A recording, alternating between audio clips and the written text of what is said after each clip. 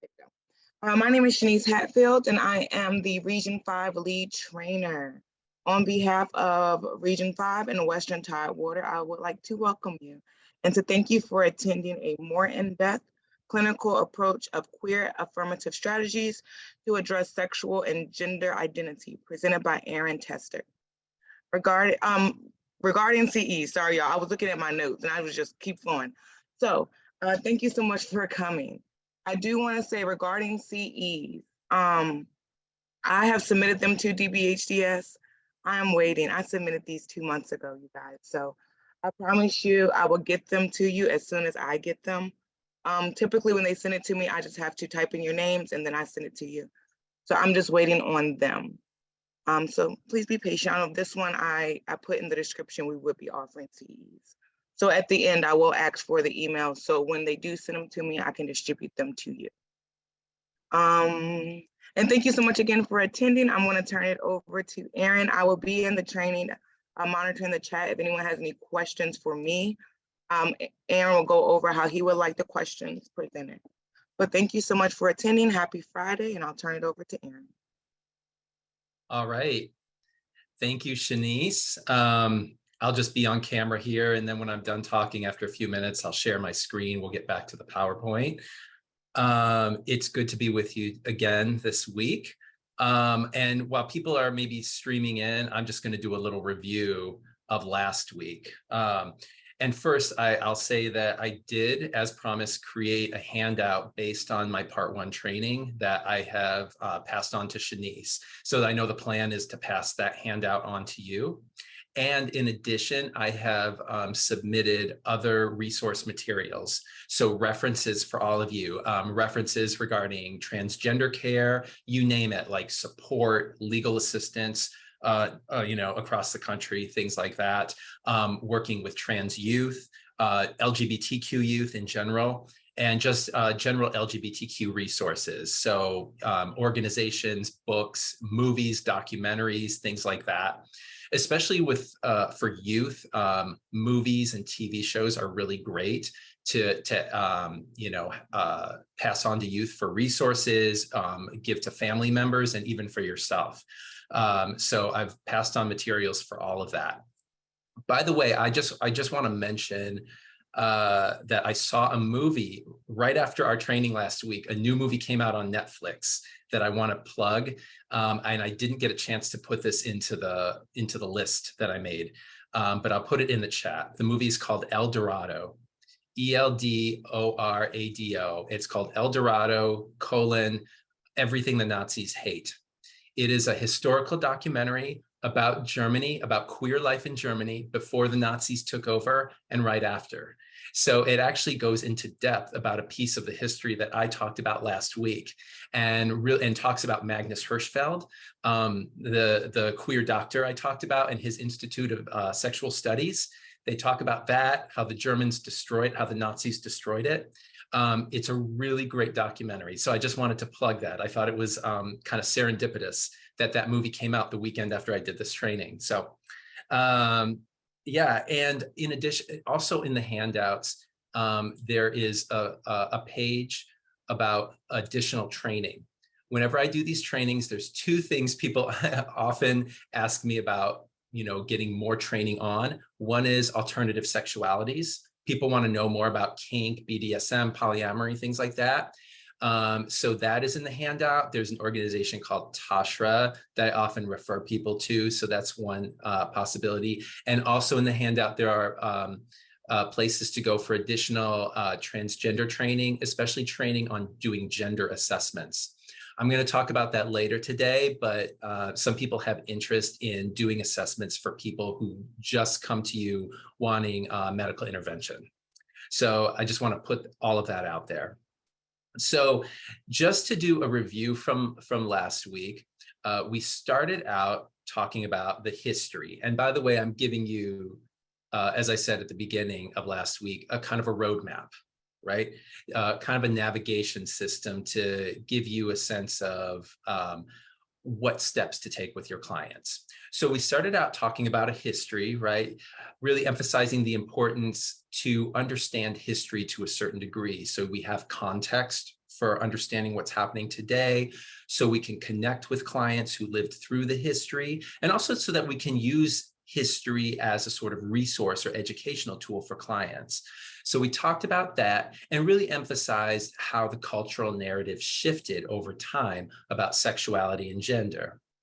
And we talked about the difference between, for example, communities such as indigenous societies in North America, who really accepted, valued, and honored sexual and gender variation versus, say, the European settlers, who held sexual and gender variation very differently and saw it as a threat and punished it.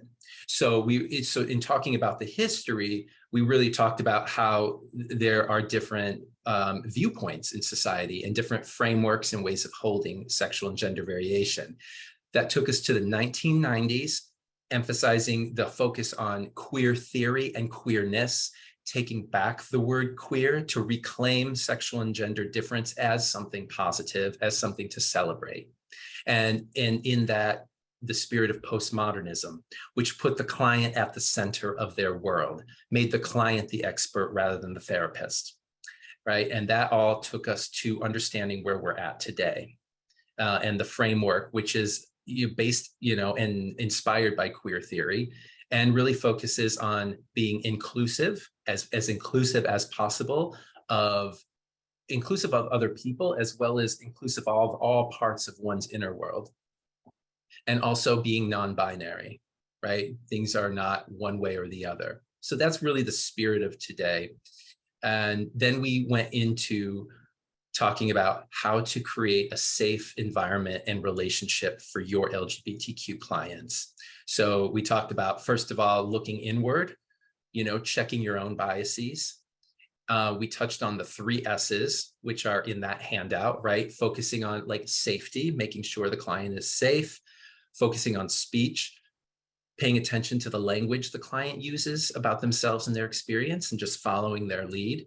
And we talked about significance, paying attention to what things mean for the client, because the same thing, may mean something different for different clients. So paying attention to meaning.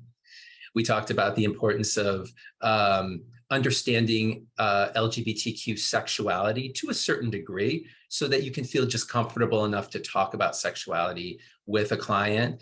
Also, current gender frameworks, being up to date on the language and the framework around gender, so that a client can feel that you're competent and can trust you. We talked about the importance of pronouns, and also about being aware of social injustice, microaggressions, minority stress, and not being neutral about it, really being an ally with the client. And I made that list of do's and don'ts for your reference. And by the way, all of that stuff is in that sheet that I passed on to Shanice. So that's where we left it, right? So we left it at just building that safe environment. And so what we're going to get into today is really the meatier stuff, as I said last time. We're going to talk about assessment and clinical considerations. And assessment, by the way, starts with the intake, but it's also ongoing. So what are the things that we're always assessing with our LGBTQ clients? Then we'll get into talking about phases of identity development for queer clients. Identifying phases of development is important for us so that we can know how to tune into the client and identify the appropriate treatment strategies. So from there, I'll talk about treatment strategies for each phase, so you can have some ideas about things to do with your clients. And so that's where we're going to go today. And as questions come up, I'll have the same structure as last time. I'm going to make sure I get all the information to you. I'll go for at least a good half hour, and just take notes of any questions, and then I will pause for questions. And so I'll go into the chat, or you can raise your hand at that time at those sections. So here we go. And by the way, as I pull this up, I'm going to aim to take a break at around 9:45 or so. All right. So here we are. This is the section on treatment considerations. And before we get into things, just to kind of springboard us in, I just want to acknowledge some current mental health statistics, which are, in essence, mental health disparities, right? So a lot of this really comes as no surprise to people. You know, we always need surveys and studies to prove these things, but clearly there are mental health disparities among LGBTQ people that are outlined here. So LGBTQ clients come to us for the same reasons as any other clients, right? They have depression, anxiety, addictions, compulsions, relationship problems, all of those things. But LGBTQ people do have, you know, higher levels of those problems, right? So as it's laid out here, you know, 1 in 3 queer adults experience mental illness as compared to 1 in 5, for example. This next one is, I think, is particularly notable. 40% of transgender adults report suicidality or suicide attempts at some point in their life, compared with 5% of the general US population. 15% of LGBTQ adults have a drug or alcohol use disorder, compared to 8% of non-LGBTQ adults. 1 in 3 LGBTQ adults experience mental illness, compared to 1 in 5 non-LGBTQ adults. And then when it comes to youth, the Trevor Project is an organization that surveys LGBTQ youth, I believe between the ages of 13 and 24. So they do teenagers and transitional age youth. They survey youth on their mental health issues every 2 years. And you can look up the Trevor Project's statistics very easily online. Just Google Trevor Project Youth Assessment, and you get some really great information. So here is some of their information on LGBTQ youth from 2022. And they also, you know, focus on, the Trevor Project also focuses on what helps mental health for LGBTQ youth. And so this is what their survey find, that LGBTQ youth who live in a community that is accepting of LGBTQ people reported significantly lower rates of attempted suicide compared with those who do not. Again, no surprise, but surveys are helpful to flesh this out. 89% of LGBTQ youth reported that seeing LGBTQ representation on TV and in movies made them feel good about being LGBTQ. So clearly being accepted and having representation is good for mental health. They also asked youth what helped them to feel supported. Again, what was good for their mental health? And these are the top 5 things that came out in the survey. When adults are welcoming to their queer friends and partners, when adults talk with them respectfully about being LGBTQ, they use their names and pronouns correctly, support gender expression, and when adults educate themselves about LGBTQ people and issues and don't expect the youth to always educate them. So that's important to keep in mind. So when it comes to mental health, I'm kind of showing you both ends of the spectrum, right? I'm showing you the mental health disparities, but also what the research and surveys show, what helps mental health. So given all that, I want to get back to what underlies the presenting issues that, you know, that come with these mental health disparities. When our LGBTQ clients come to us with these disproportionate levels of depression, anxiety, addiction, it's up to us as clinicians to kind of be thinking about why is that? What is underlying that? And I'm going to start with the early lives of these clients and then work my way up into adulthood. So it starts with the trauma of growing up LGBTQ. And that's part of our assessment with clients. We want to understand their childhoods, what they went through growing up. And as I mentioned last time, it's important for us to connect with ourselves, our own experience, and sometimes, you know, having something experiential can be helpful to connect with this notion of the trauma of growing up LGBTQ. So just for a little bit, I want to take it out of the conceptual realm and bring it more into the heart-centered and personal realm. So I'm going to take us through a brief little exercise, And this is to kind of help you kind of get a sense of what it's like to grow up LGBTQ and what it's like to experience the trauma. This is a 3 to 5 minute exercise. It's going to invite you to just kind of connect with yourself and visualize a little bit. And for those of you who are LGBTQ, you might find this a somewhat intense exercise. So it's totally okay to, to stop and not do it if it feels like it's too much. And this is primarily to help people who are non-LGBTQ get a sense of the experience.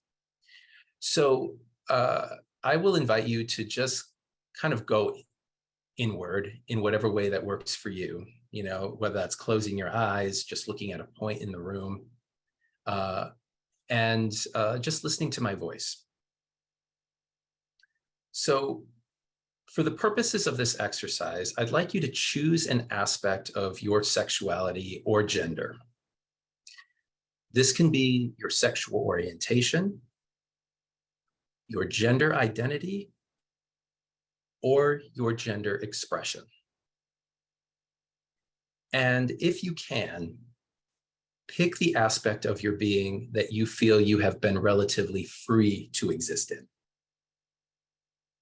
Again, sexual orientation, gender identity, or gender expression. Just pick one of those to focus on. And start by connecting with that aspect of yourself. And notice what it feels like. Whether it's your sense of masculinity, femininity, of being a man or a woman, or of your sexual or romantic attraction. Notice how you experience that part of yourself, how you recognize it. And often we feel it in our bodies somewhere, right? We can feel something in our body kind of light up. Now see if you can imagine being 5 years old, around the time when you might start to be getting a sense of this part of yourself. And see if you can imagine what it's like to experience this part of yourself at age 5, when you're experiencing the world and relationships through sense perception, and you don't have the language to speak about your experience. Now imagine that wherever you turn, you see cues that it is not okay to express this part of yourself. There is no one in your immediate environment giving you permission to, and everything that is communicated to you by those you depend on aim to direct you in the opposite direction of the deep sense of truth you have about yourself. Perhaps if you know yourself as feminine, you then feel pushed towards masculinity through toys, dress, and activities. Or if you know yourself as masculine, you are pushed towards feminine behavior and presentation.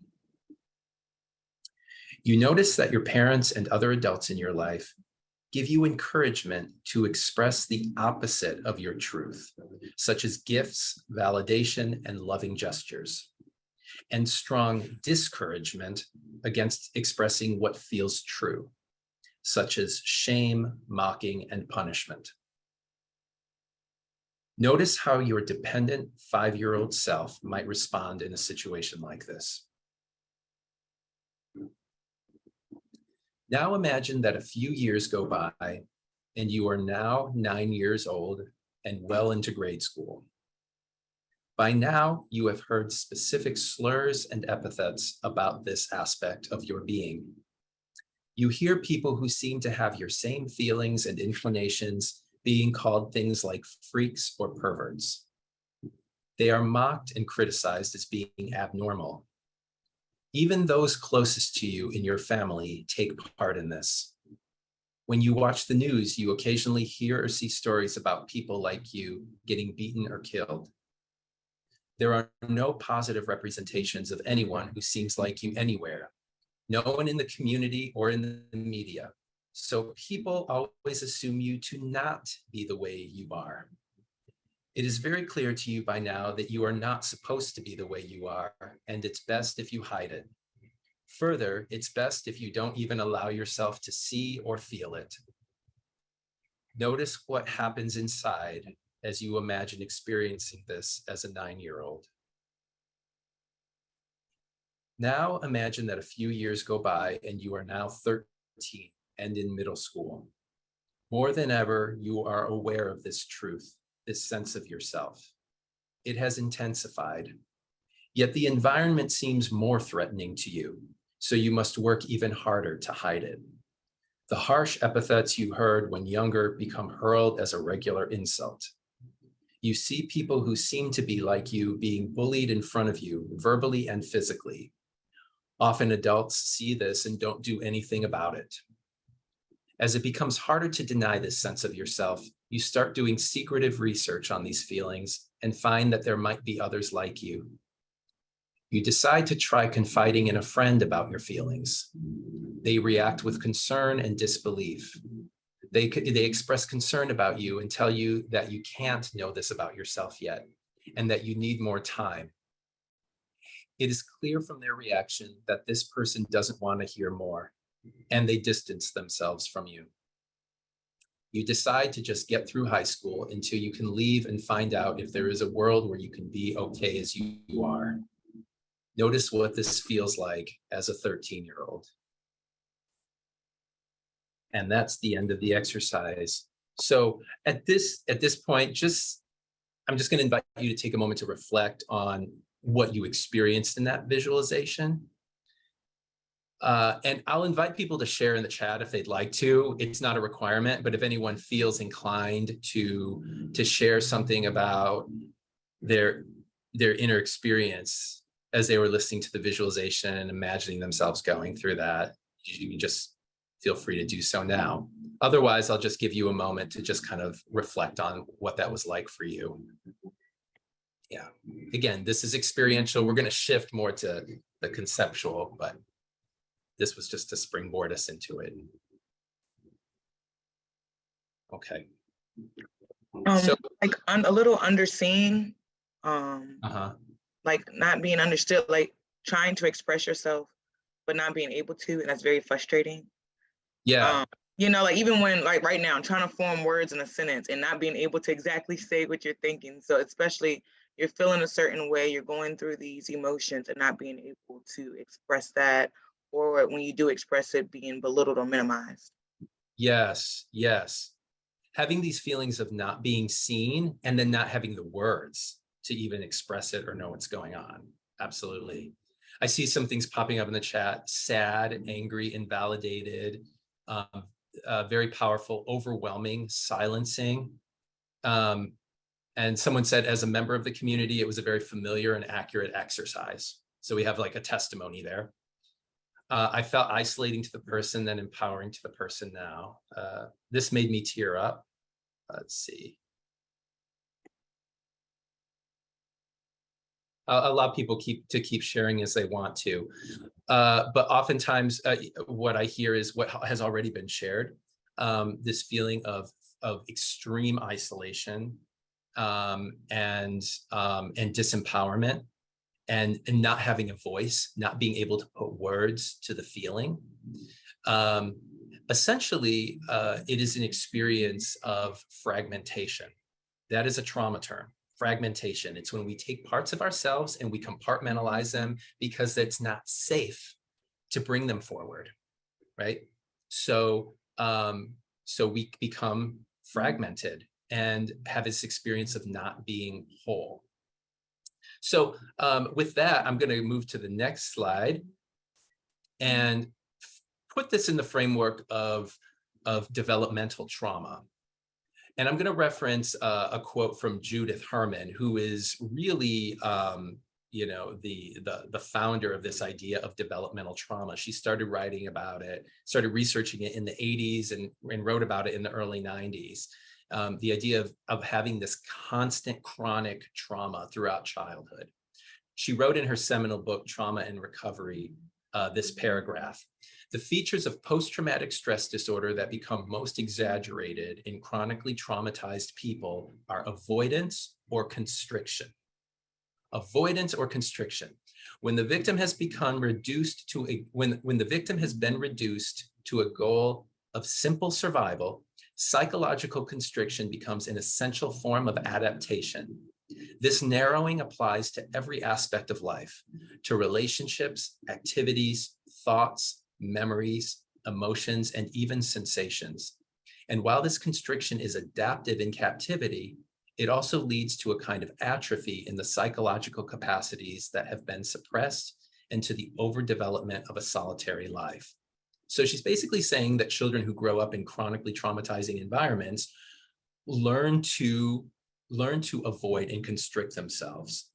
And that becomes adaptive in their childhood. That serves them well. But later on in life, that constriction can cause a lot of problems. So this is very relevant to the experience of queer people. And this particular experience of LGBTQ people is written about by a man named Joe Court, who is really a leader, I would say, in the field of LGBTQ mental health. And in this context, Court developed the term covert cultural sexual abuse to describe what LGBTQ people go through as children.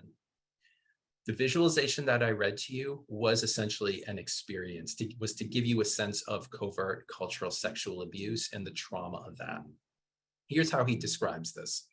Covert cultural sexual abuse involves bullying through humiliation, offensive language, sexual jokes of an anti-gay nature, and obscenities. These attacks can be directed at the LGBTQ person directly or indirectly. Heterosexism uses homophobia and microaggressions to exploit the sexual feelings and behaviors of those who are not heterosexual. In other words, heterosexism perpetuates and violates the trust LGBTQ children have in those who are in positions of power over and in protection of them. So, that's quite something. He's saying that, and I think, he says more. I thought he said more here. Microaggressions, homophobia, and heterosexism are inherent to covert cultural sexual abuse and have devastating, complicated psychological and psychosexual consequences, causing guilt and shame to run as deep as in those who have been sexually abused.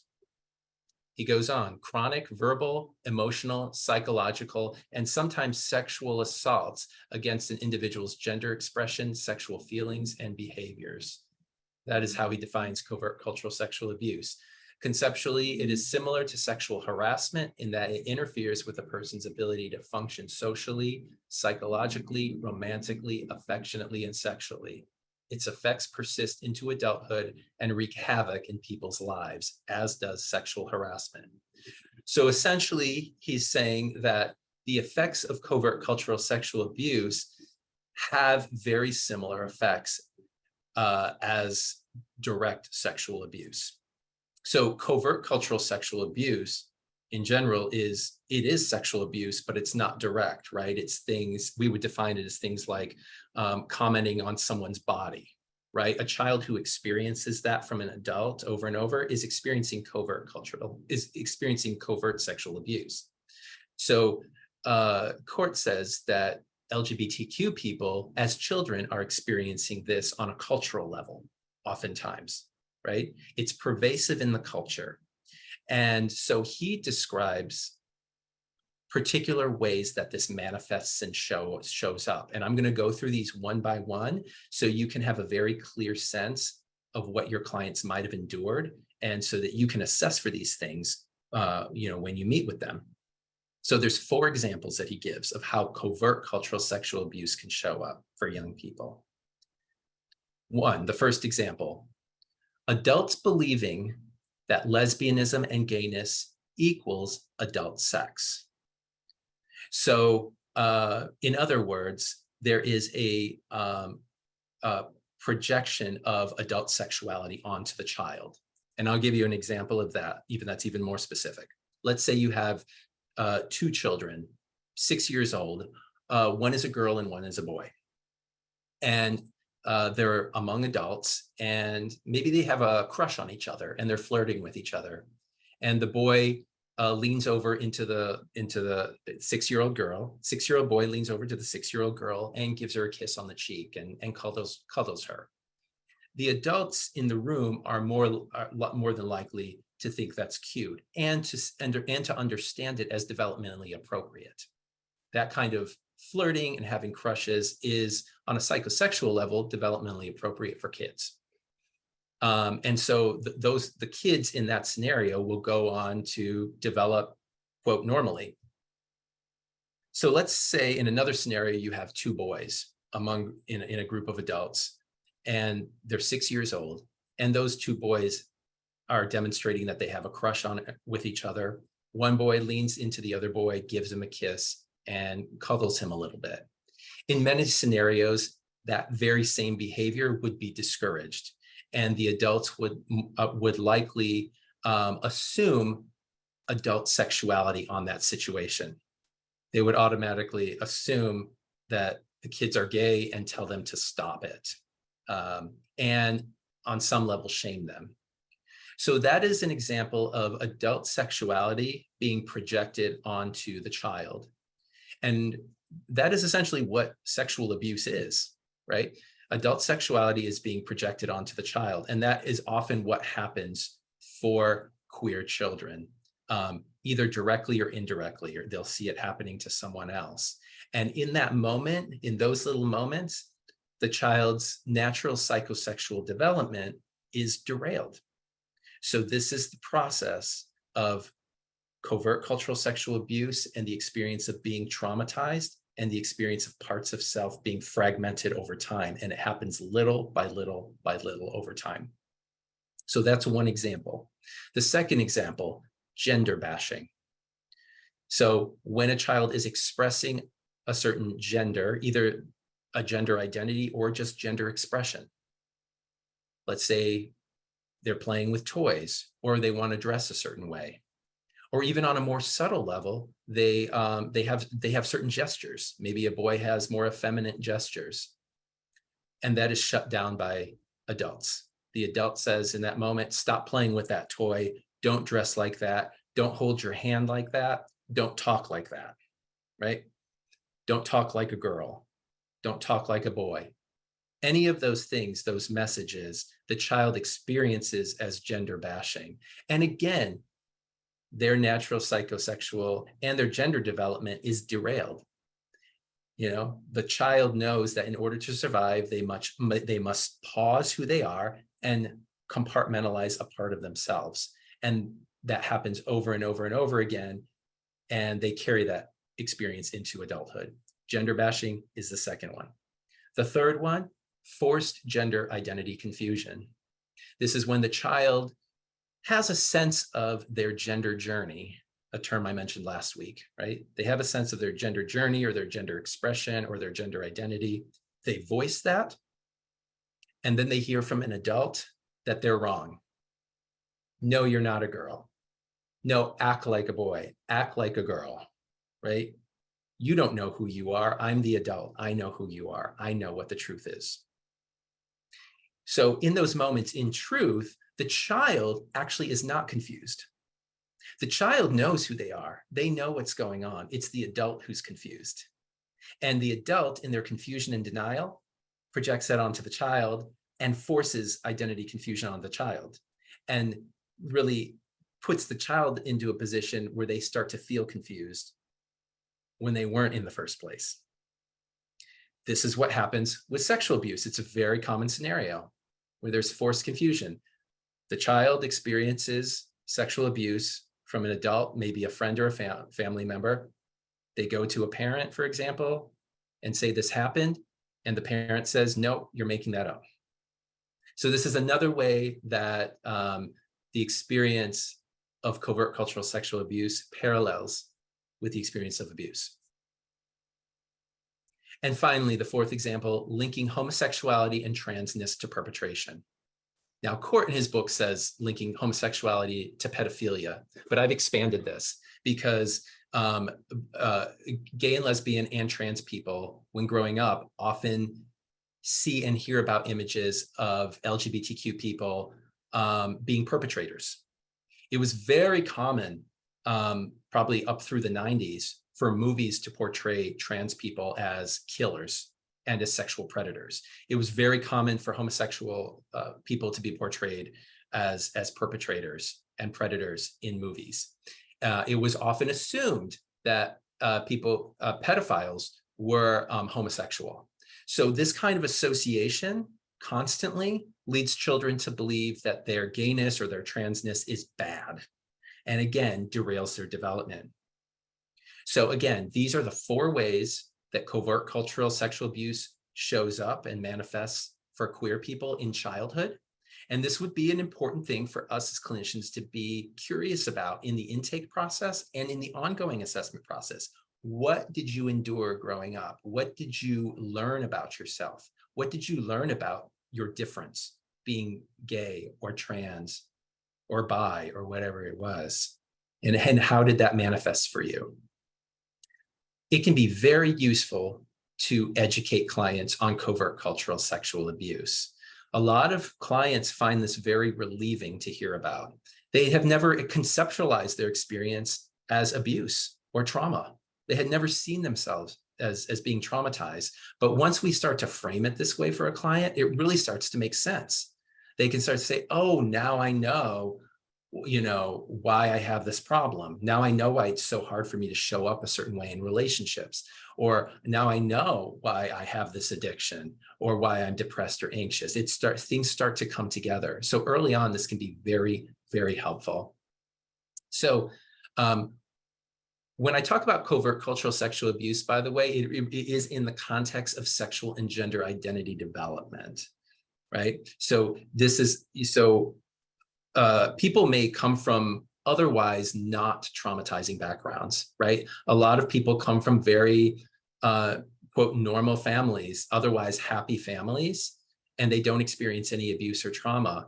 But because the cultural piece is so thick and the narrative is so thick, they do very much experience a compartmentalization of sexuality and gender, whereas the rest of their lives, they might not have experienced a trauma. So it's another reason to kind of frame this for clients and say, maybe the rest of your life wasn't so traumatic, but in these ways, you probably did experience some sense of trauma and abuse. Also, covert cultural sexual abuse happens, there is a spectrum, there are gradations of it, right? The visualization that I read to you was a relatively, low level experience of trauma, right? The person in that visualization didn't experience direct bullying, for example. They didn't experience being directly targeted for being different. But some people do have very extreme experiences of covert cultural sexual abuse, right? Some people are bullied directly. I often say religious wounding and religious trauma is an extreme experience of covert cultural sexual abuse, right? Someone who grows up in a church environment where homosexuality or transness is talked about as a sin constantly would be often, for many people, kind of an extreme version of covert cultural sexual abuse, and that sense of really strongly having to fragment parts of themselves. So these are listed here are the effects of trauma from covert cultural sexual abuse. And the point in laying these out for you is, again, illustrating that they very much mirror the effects of sexual abuse for people. So in your LGBTQ clients, you're likely to see many of these things manifesting with you. I won't go through all of them in detail, but I'll just let you take a look at the list. You'll see these things manifesting, and then these would be signs that your client might have probably endured covert cultural sexual abuse, but they may have also very well endured direct sexual abuse. So you want to assess for that as well. Okay, so sometimes what looks like sexual abuse for LGBTQ people may be covert cultural sexual abuse, but they also may have been abused as children directly. And so I need to say a word about childhood sexual abuse. And Joe Court writes about this in his book as well. He emphasizes that childhood sexual abuse can influence sexual behavior. It absolutely can. But there is no evidence that it creates sexual orientation. Some clients have come to us with this question, right? Did my sexual abuse make me gay or make me trans? The answer is no. There is no evidence that childhood sexual abuse makes someone gay. That said, it does confuse people. So Joe Court writes, sexual abuse will disorient you, not orient you. In other words, it may lead to confusion about your identity, but it didn't make you gay or lesbian. So, and that's a very important distinction to relay to clients. So I've talked about covert cultural sexual abuse in childhood. That is an important part of the equation that we want to assess for as clinicians, and the 4 ways that that manifests. The other important part is continued minority stress that LGBTQ people experience as adults. So the trauma and the stress doesn't go away, right? Even as adults, people will continue to experience minority stress. And I mentioned minority stress in the last training, but I'll just say a little bit more about it here. So, any of us who work in social work, who do therapy, already know about minority stress. Any of us who work with marginalized communities know what minority stress is, right? It's that unique strain that comes as a result of occupying a marginalized and denigrated social category. Curtin, Diamond, and McHugh write, minority stress takes on multiple forms, the most obvious being violence, harassment, victimization. But minority stress also includes discrimination. It's subtle as well as overt, right? It's this experience of constant chronic social rejection, ostracism, lack of access to institutional support for your identity in relationships, and persistent microaggressions. I'm assuming most people know what microaggressions are, just subtle experiences of neglect and substandard treatment that accumulate over time. Little bits of these small little aggressions that have a cumulative effect. So not only do these experiences take a cumulative toll on mental health, but they also create ongoing expectations of future rejection and denigration, leading to chronic worry, agitation, and hypervigilance, which is pretty much the definition of trauma. So we're working with covert cultural sexual abuse, we're working with minority stress, and along with that, many of our clients have experienced direct anti-LGBTQ violence, which can definitely be folded into covert cultural sexual abuse and minority stress, right? So many of our clients have experienced a sense of life threat because of their sexual or gender identity. They've experienced direct bullying or bashing, or having friends, seeing friends bullied or bashed. Many of my clients have experienced conversion therapy as youth. I talked about conversion therapy and how that's not a valid model. So conversion therapy is definitely considered a direct threat to clients, and also being targeted for being different. Many people who are sexual and gender minorities become targeted for physical and sexual abuse by elders in their family. So that happens in a primary way, and this kind of threat also can happen in a secondary or vicarious way. The example I read to you had the central figure witnessing bullying of peers. They weren't directly bullied, but just witnessing bullying can be traumatic. And then seeing people get off. The bullies, the people who get off, don't have any kind of, there's no accountability for them. There's no consequences. And also, this is particularly true for older generations, but seeing news stories about violence against LGBTQ people can also be traumatic. So all of this leads to a sense of internalized homophobia and transphobia. Now, a part of trauma, a part of the trauma experience is the development of a harsh inner critic. When we work with trauma, we're usually working with that as a part of the internal working model. There's this really super harsh inner critic. For LGBTQ people, that harsher inner critic shows up as homophobia and or transphobia. So homophobia is the phenomena by which LGBTQ people come to believe the denigrating views explicitly and implicitly held about them in society, and in turn, develop a negative sense of their own worthiness.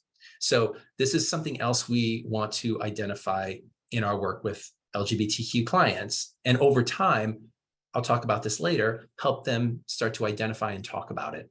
Where might they hold internalized homophobia? Where internally might they actually hate themselves for being gay or trans, right? The vast majority of LGBTQ people have some level of internalized homophobia and continue to work on it.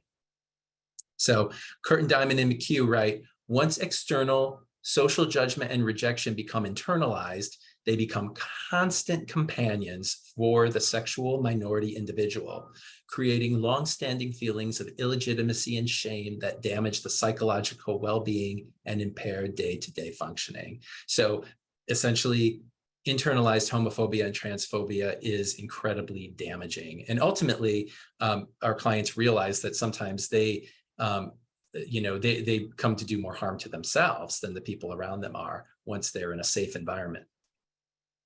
So here's the equation we're working with, and I'll be referencing. The trauma from covert cultural sexual abuse and from minority stress leads to the experience of shame, internalized homophobia and transphobia, a divided or fragmented self, and emotional dysregulation. So this is often what underlies those mental health symptoms that LGBTQ people come to us with. This is what we want to keep in mind and be curious about. What has been your experience of trauma as a child? What is your continued experience of minority stress as an adult? And how does that show up in these ways? Where do you hold shame? Where do you hold this harsh inner critic of, this, homophobia or transphobia? Okay. And where does it feel hard for you to show up as your full self in your life? There are 3 models that I'm going to reference when I talk about strategies. And all of these are trauma-based models because oftentimes LGBTQ-related trauma is the foundation of what we're working with. And I often say, if you work with LGBTQ clients, it is important to be trained in some evidence-based trauma model, because trauma is so much a part of an LGBTQ person's experience. And I'll touch on some of those models later today. So the first kind of foundational model I want to touch on is what we call the window of tolerance. So those of you who have had some training in trauma probably know about the window of tolerance, and I'll say a little bit about what it is. The window of tolerance, and this is all based on neuro research, and it's used quite a bit now. The window of tolerance is this optimal zone of tolerance that we all have. We all have a window of tolerance in our neural system, meaning it's an internal experience that we have in which we can experience all sorts of things in life. We can be in all sorts of different kinds of environments, in relationships, and feel okay about it. When we're in our window of tolerance, we're comfortable, we're relatively at ease, and we're present in life. Okay. Maybe we get a little uncomfortable sometimes, but we're still able to be present. Some of us have very wide window of tolerance, meaning, we're able to move about life and not really be triggered by things and feel okay. And some of us especially those who have had a very traumatic history, have a more narrow window of tolerance, meaning it's hard to move about life. You might get very easily triggered by different things, by different situations. And when we go out of our window of tolerance, we can go out of it in 2 different ways. One, I'm going to use my laser pointer here. There we go. One, we either go up into what's called hyperarousal, And when we go into hypoarousal, the sympathetic nervous system gets triggered and we go into fight or flight. That means we want to rage against something and fight, or we just want to get the hell out of there because the situation feels too threatening. So that's one way we can jump out of our window of tolerance. Or the second way we can move out of our window of tolerance is go into hypoarousal. Hypoarousal is when the parasympathetic nervous system gets triggered. And that is going into usually a freeze or submit mode. And it's usually the experience of being trapped, but not being able to leave, not being able to fight or flee. People who had this experience of being trapped will often go into a hypoaroused state. And that is an immobilizing state. That means that the person will probably dissociate. Their brain will get kind of foggy. They'll start to feel sleepy. Sometimes they'll just go numb or feel depressed. That's how you'll know someone's in a hypoaroused state when you're sitting with them. So when clients go into either hyperarousal or hypoarousal, that's usually not helpful for helping them to heal and, helping them work through something. So we want to get them back into their window of tolerance as quickly as possible when they go into that state. And we also want, so that's one task that we have as therapists, is to keep clients in their window of tolerance when we're working with them. But we also want to help clients over time increase their window of tolerance, to widen it so that they can be able to handle more situations over time. And we widen the window of tolerance by working at the upper edge of the window as much as possible. Okay? Because when we're working in the middle of the window, that's a very comfortable place to be, but it's not going to really encourage growth. So in order to stretch this window, we want to work with the client in a way that they feel a little bit uncomfortable, just uncomfortable enough, so that over time that pushes the window up and increases their window of tolerance. So again, this is a model used for trauma in general. I'm using it in the context of sexual and gender identity. So when we're working with an LGBTQ client, the idea of our strategies that I'm going to introduce to you later is to help them build their window of tolerance over time, to widen their window of tolerance so that they can feel okay, more and more okay about being LGBTQ in the world. And of course, when we're in session with them, the strategies we use need to be within their window of tolerance and at the upper edge of the window. We don't want to use strategies that are going to throw them out of their window. That has a lot to do with meeting the client where they're at, and I'll talk more about that later. Okay, so you'll hear me reference the window of tolerance. The other model I'll be using is the ACT hexaflex model. This model is, it's also called a model of psychological flexibility. It was developed by someone named Stephen Hayes, who developed ACT, which stands for Acceptance and Commitment Therapy. So Stephen Hayes, and this is research-based, he contends that psychological flexibility develops within a person through the cultivation of these 6 factors that surround the hexaflex. So when we work with clients, we're helping them develop and cultivate these 6 factors. One of them is a clarity of values. Helping people be clear about what they value. That would be one thing that adds to psychological flexibility. The other thing is a sense of committed action.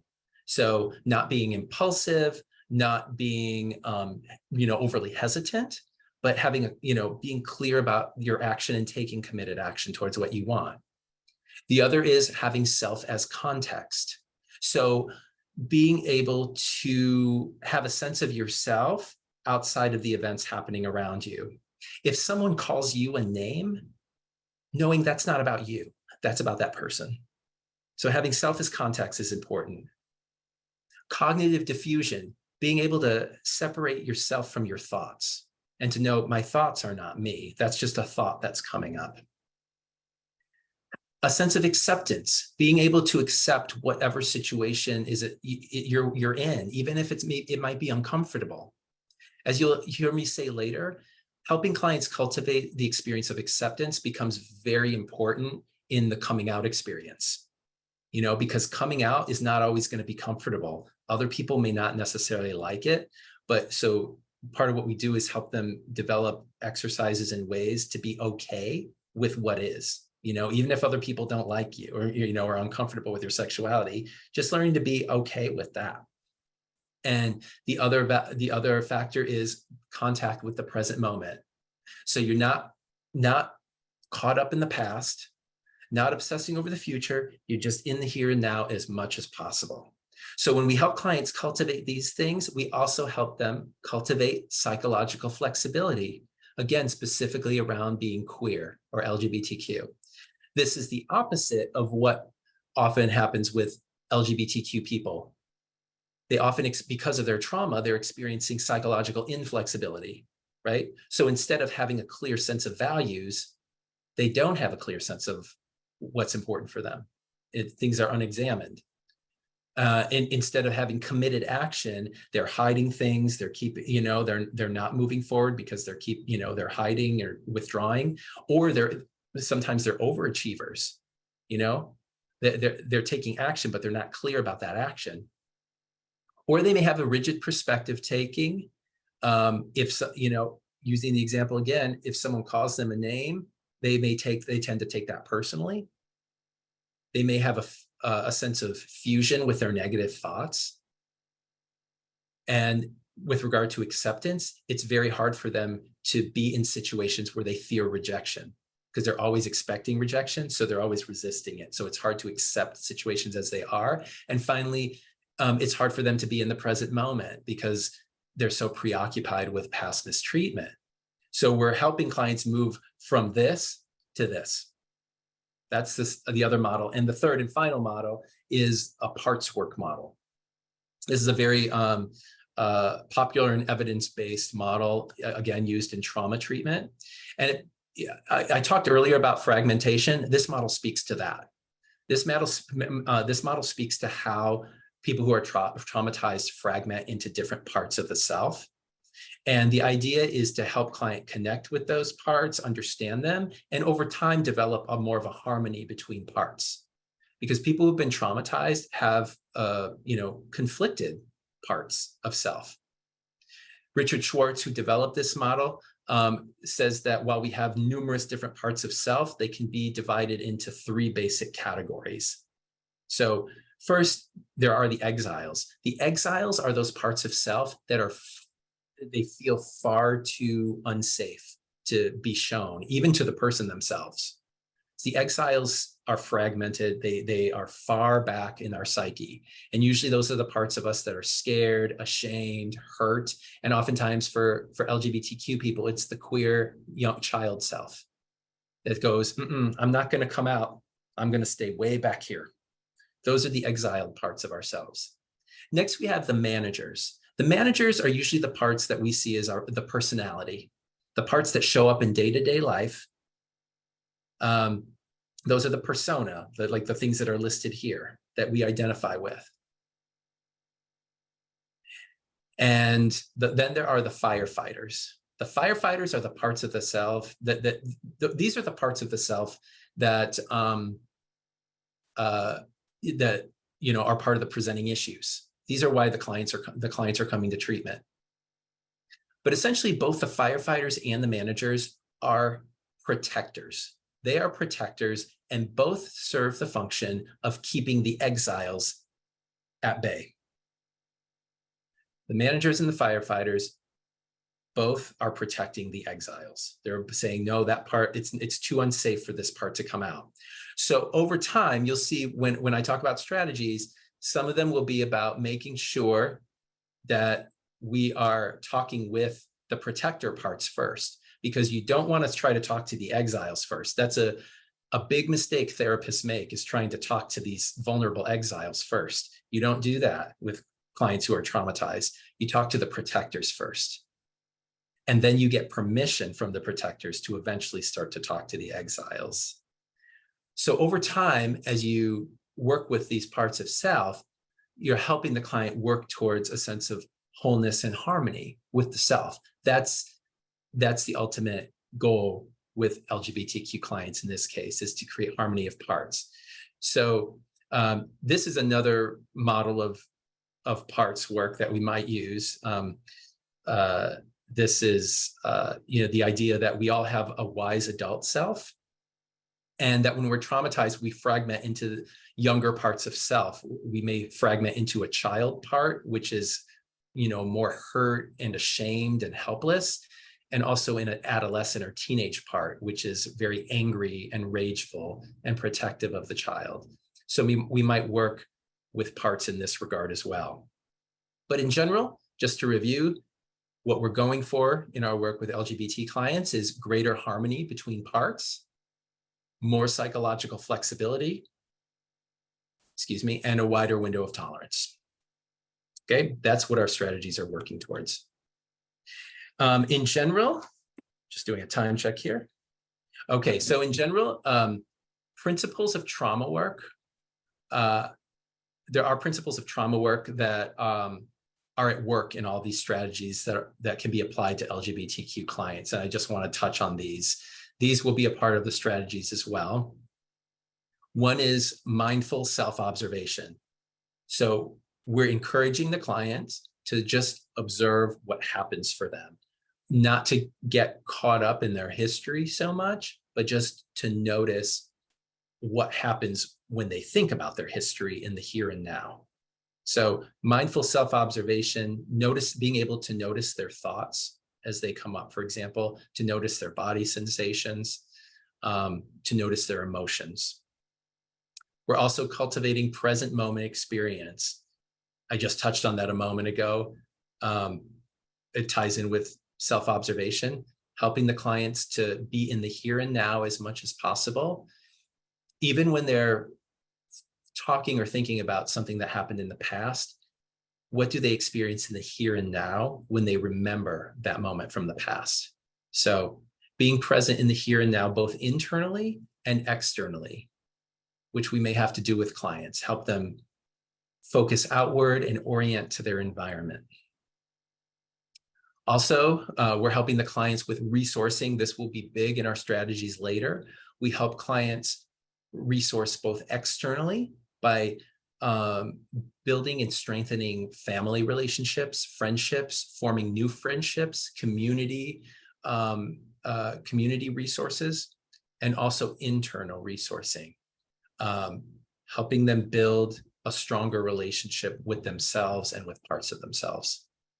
And finally, somatic awareness, their relationship with their body and how they feel with their body. So you'll find these principles threaded in the work as well.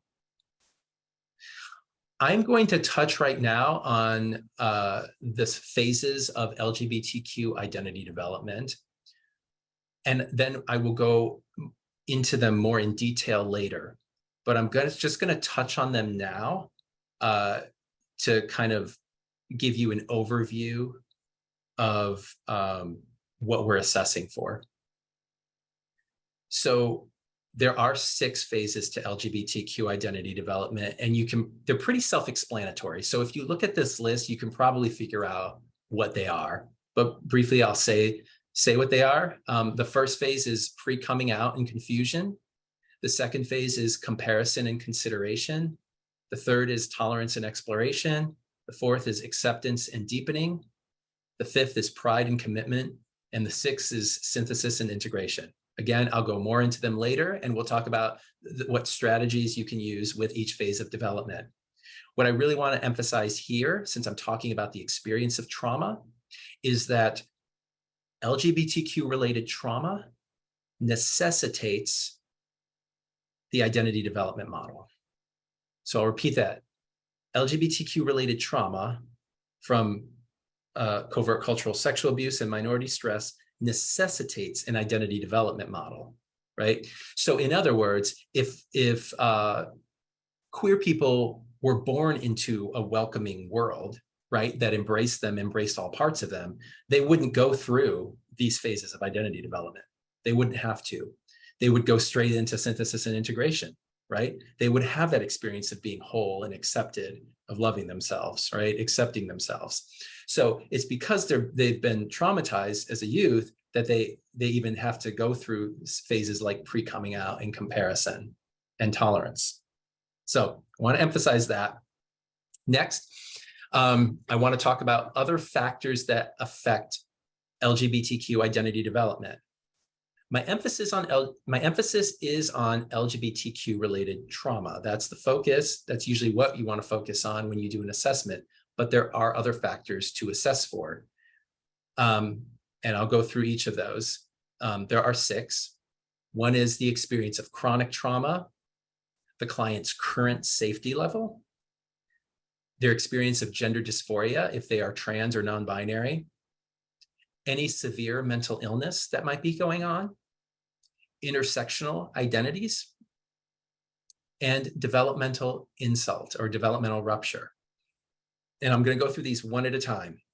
So sometimes when we're helping a client move through their identity development in treatment, LGBTQ trauma is often a big part of that, but it can also have something to, whenever they're stuck in treatment, it might not always have to do with LGBTQ related trauma. We may have to pause and work on one of these factors as well along the way. This can also affect their identity development. So we'll start with developmental or chronic trauma. As I mentioned earlier, while almost all LGBTQ people go through covert cultural sexual abuse, there are also some who endure direct sexual abuse and direct abuse in general, right? So they're growing up LGBTQ, but also grow up in a very abusive households in general, right? So there's not just the experience of feeling unsafe as a sexual and gender minority, there's the experience of just feeling unsafe in the world. You would definitely have queer clients who fall into this category. So in this case, clients who have experienced chronic developmental trauma, they will have a narrower window of tolerance. They will have less psychological flexibility and be more rigid, and they will have greater fragmentation. So in that case, there's going to be more focus on nervous system regulation, right? You probably will be working less on the LGBTQ related issues directly and more on helping them just get regulated. So you'll build a safe space, as we talked about in our last class, but the focus will be on nervous system regulation. So I'll give you an example. I had a client who came to me.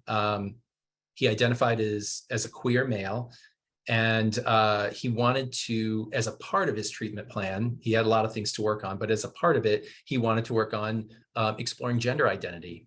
He was curious about his gender identity and wanted to look at that.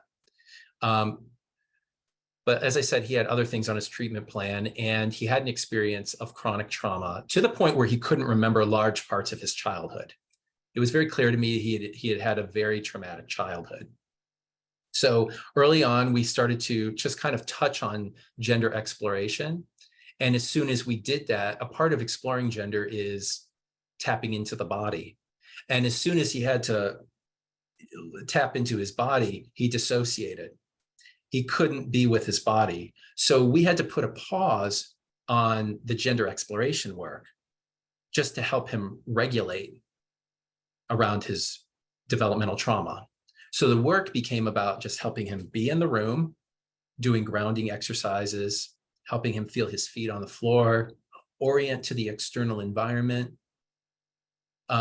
just helping him be in the room, first, and then helping him to be in his body. So I had to do some just real basic nervous system regulation work over time. And it wasn't until he was able to be in the room enough and in his body that we were actually able to turn back to the gender exploration work and start to explore more of his experience around gender identity and gender expression. So that's an example of how you might need to deal with developmental or chronic trauma or the LGBTQ related trauma and exploration. Another factor is the client's current safety level. you won't be able to help the client through their identity development process, through their exploration, through their coming out process, through anything, unless if they're not feeling safe where they are. So you always have to assess their current safety level. Is it safe to be a gender and sexual minority where they live and work? If not, your focus might need to be on getting them safe, getting them a safe space where they can work on these issues more directly. Is there is there a risk of physical violence, that sort of thing? And emotional safety is important as well. Do they feel supported by family and community? And if not, can they find a safe space, or can they find certain people? You probably need to find a safety plan first before moving forward with other things. The other thing to consider is gender dysphoria for trans and non-binary folks. I will say a little bit more about this because it will definitely come up if you work with the trans and non-binary community. So gender dysphoria there's two things to say about that initially. One is it is an official diagnosis in the DSM. And I've had that diagnosis included here, just to acknowledge that it is a diagnosis with clear criteria. And that diagnosis is usually used to help the client get medical intervention. That's usually why it's used as a mental health diagnosis. The other thing to say about gender dysphoria is that it actually is a real experience for clients. So as it says there in the first bullet point, it describes the symptoms of excessive pain, agitation, restlessness, and malaise that gender varying people seeking therapy often express. As I said last session, there is a debate around whether this should be a mental health diagnosis, but it is an actual experience of many trans and non-binary people. So we have to keep that in mind as well. And we are working with the experience of gender dysphoria, as well as using it as a diagnosis, particularly for medical intervention, but also for insurance purposes. Sometimes we put it in to make sure the insurance approves the treatment. That all said, it's important to recognize that not all trans and gender non-binary people have gender dysphoria. So it is a common experience for trans and non-binary folks, but not all people have it. So it's, you want to do individual assessments around this. And I already spoke to this last piece here about why we use the specifier.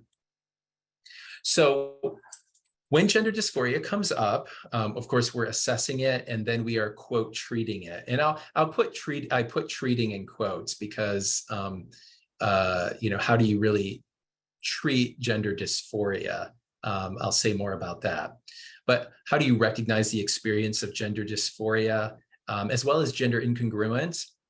There are often three aspects to it that are cited.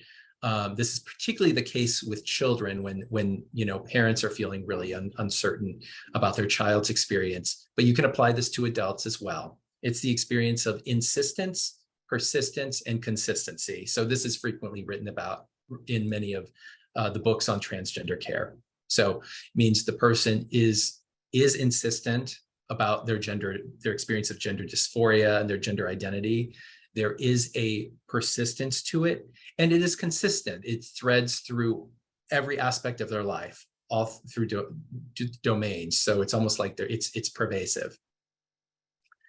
So that's how you would identify it and kind of identify it along with the client if you needed to. Differential diagnosis is also important with gender dysphoria. Gender dysphoria can be confused with a few other things. It can be confused with body dysmorphia. So it's important to make that distinction. Body dysmorphia is often a distress around or a fixation on certain parts of the body. So a client will often reference particular parts of their body, where the experience of gender dysphoria is around the experience of a general incongruence with the body and the sense of self. So there is differential diagnosis around that. And these things can coexist, can co-occur. So someone can have the experience of gender dysphoria and body dysmorphia. So, when you assess and build a treatment plan, you may need to assess for both and have different treatment objectives for each. The same is true for gender dysphoria and depression. These two often get confused. So clients who are chronically depressed, who have difficulty with clinical depression, that usually shows up differently. Clinical depression is usually actually a very kind of pervasive and flatlined experience. People with clinical depression will often show up and report feeling depressed about kind of everything. So it's a kind of a cloud that overlays everything in their life. The experience of gender dysphoria, people may experience depression and also anxiety, but it will be particularly around their experience of gender in the world. So that's the distinction. And also gender dysphoria, the experience of gender dysphoria can change, day to day for clients, because as I mentioned last session, they will also experience gender euphoria. So clients can experience gender dysphoria alternating with euphoria. So a client can wake up in the morning, look in the mirror and feel terrible about themselves and have an experience of gender dysphoria. But as their day goes on, and maybe they they get dressed a certain way, have a certain gender presentation, and someone genders them correctly, and that can change. So they can move out of gender dysphoria. So the experience gender dysphoria, kind of can ebb and flow. Whereas depression, it's more general. The experience of depression is more generalized. And if it's clinical chronic depression, it's more kind of constant. And again, people can have both depression and gender dysphoria. And finally, it's important to differentiate gender dysphoria from LGBTQ related trauma. And the trauma is what I've been focused on for much of the time. And it's important to say that gender dysphoria is different from LGBTQ related trauma. So gender dysphoria is, again, that experience of distress around the incongruence between sense of gender and sex assigned at birth. The trauma of being transgender is different, right? That has to do with, the fear of being visible as a trans person, of not feeling safe. So hopefully those distinctions are a little more clear to you. Again, it's important to differentiate that with the clients and create the appropriate treatment plans. Now, when it comes to working with gender dysphoria, I have been asked, how do you treat gender dysphoria?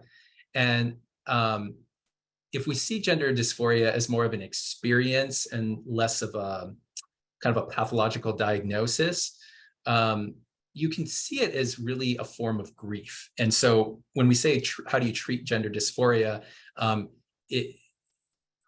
It's kind of correlated with the same question of how do you treat grief, right? There is this experience of deep loss that trans clients have. And that's essentially what gender dysphoria is. It's the loss of not, being born in alignment. And so clients are really dealing with that sense of grief. So how do you work with grief? It would be pretty similar to how you would work with gender dysphoria. First, offer empathy. That's different from trying to make the client feel better, when they express gender dysphoria. So trying to make the client feel better is a trap, by the way, that many therapists can fall into. You want to avoid that. So meet the clients where they are in empathy, and don't try to fix the situation, in a sense. And next, find a way to get the client social support so they can connect with other people who either have the same experience or have had the same experience, similar to what you would do with grief. You would offer, find a support group or something. And then finally, movement towards transition. What are help the client and work with the client to identify steps they can take to move out of gender dysphoria.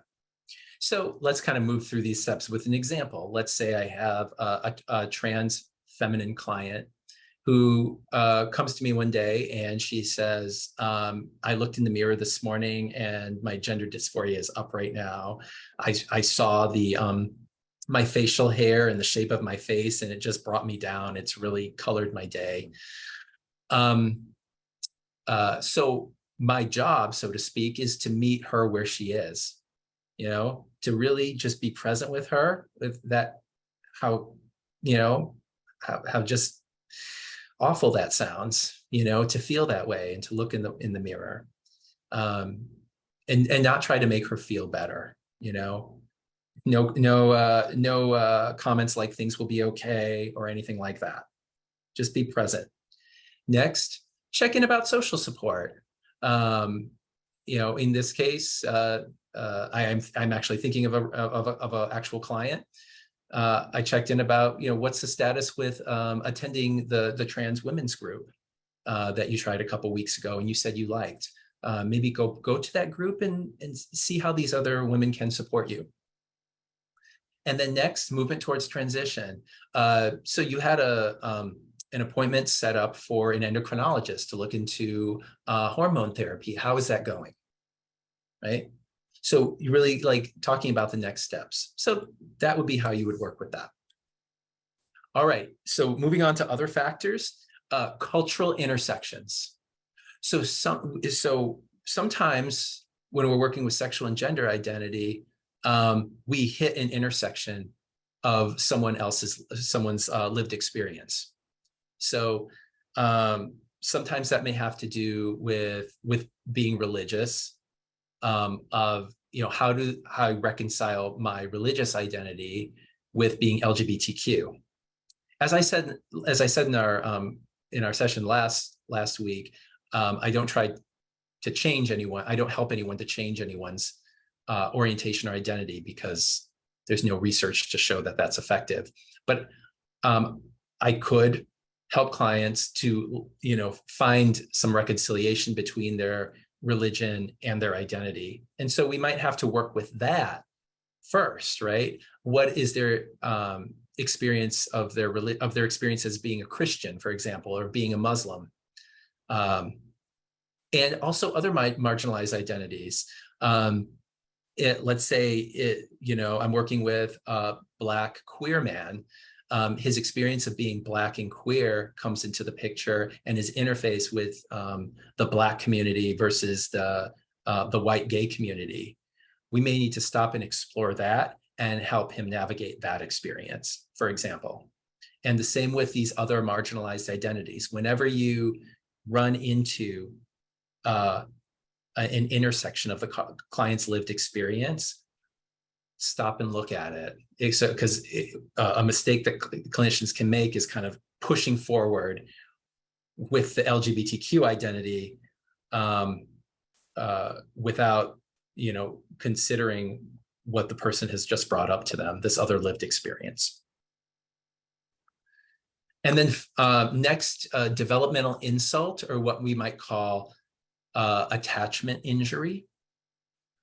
Sometimes a client's experience with their primary care providers and the experience of attachment has a lot to do with their identity development, with their coming out experience and their freedom to own their identity. Sometimes attachment experience can have more to do with that than LGBTQ related trauma. So this is part of our assessment as well, right? So, you know, what was their experience of basic attachment, you know, versus trust versus mistrust. And by the way, there is research showing that people who had a rupture in that basic attachment, like feeling safe with their primary caregiver early on, have a harder time coming out later in life. But also, as they get older, what was their experience in, and by the way, I want to acknowledge I'm using Erickson's stages of development. So later on, the will phase, when children, you know, start to reach out and try to assert their own will, right, and try to kind of be themselves, was there an experience of the mother or the parent interfering with that in some way, of either not being enough of a safe base for the child, or keeping the child from being themselves.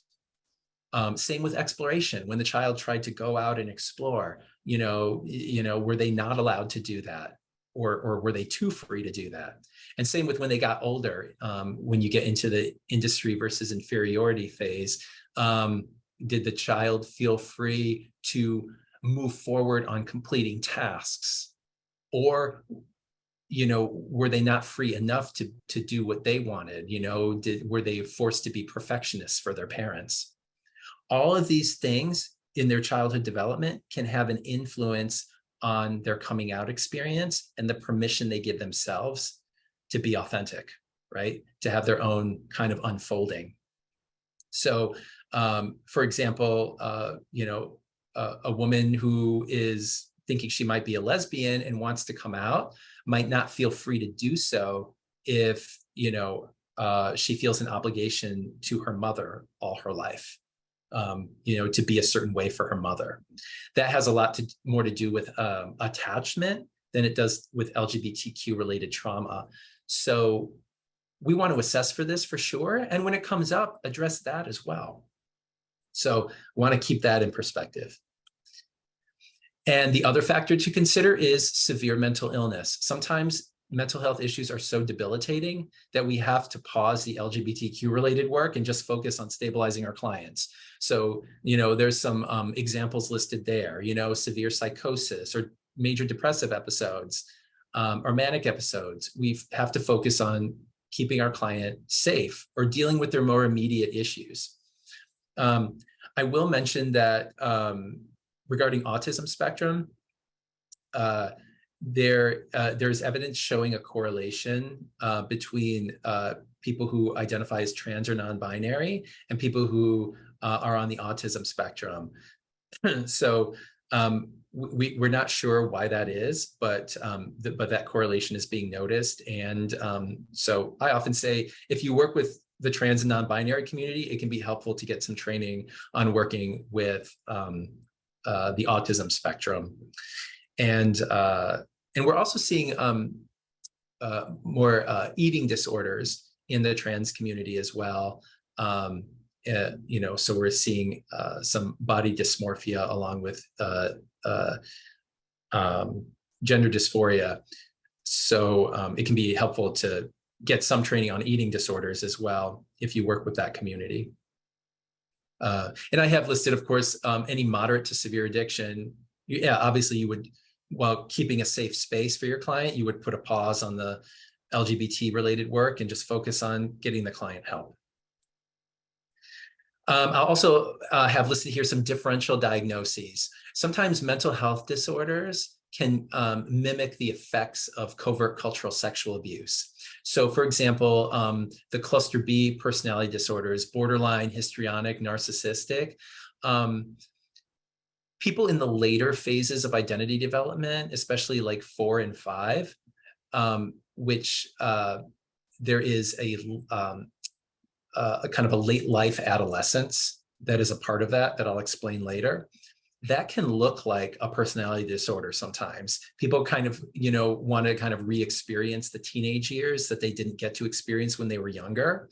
And that can actually look like a cluster B personality disorder. So that's just kind of something to be aware of if you have a queer client, something that might look like a personality disorder. Just see what their experience has been with covert cultural sexual abuse. And is this a part of just their identity development experience? And you still might determine that they have a personality disorder in the end, but just note that. These more restrictive disorders like avoidant, depressive anxiety, the people in the earlier phases of identity development, especially 1 and 2, can show up looking like this, right? They may seem avoidant or depressive or anxious, but I have found that clients who show up that way in the earlier phases of development, as they move through identity development, the constriction lifts.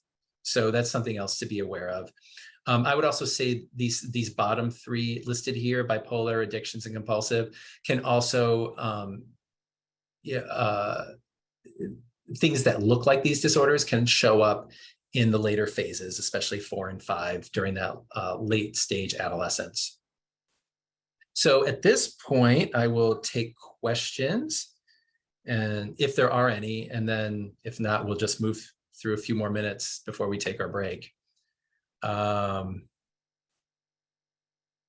Any questions about the experience of trauma or the other factors to consider in assessing clients? Okay, yeah, I'm not seeing anything in the chat.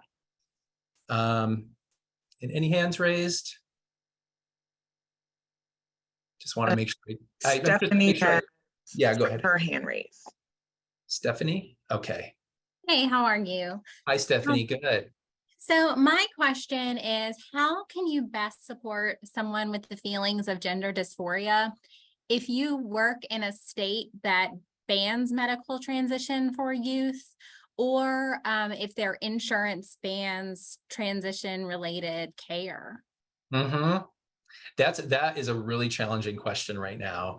And if in that case you're living in one of those areas I mentioned last week, where you're probably more in a crisis point with those folks, right? You're just kind of helping them survive and get through that situation. So the first thing to do would be to, if you are that person's provider or therapist, to just be present with them in their experience of gender dysphoria, to be that empathic presence and supportive presence, first of all. The second would be finding that social support wherever possible. That social support hopefully exists in that region. Mm-hmm.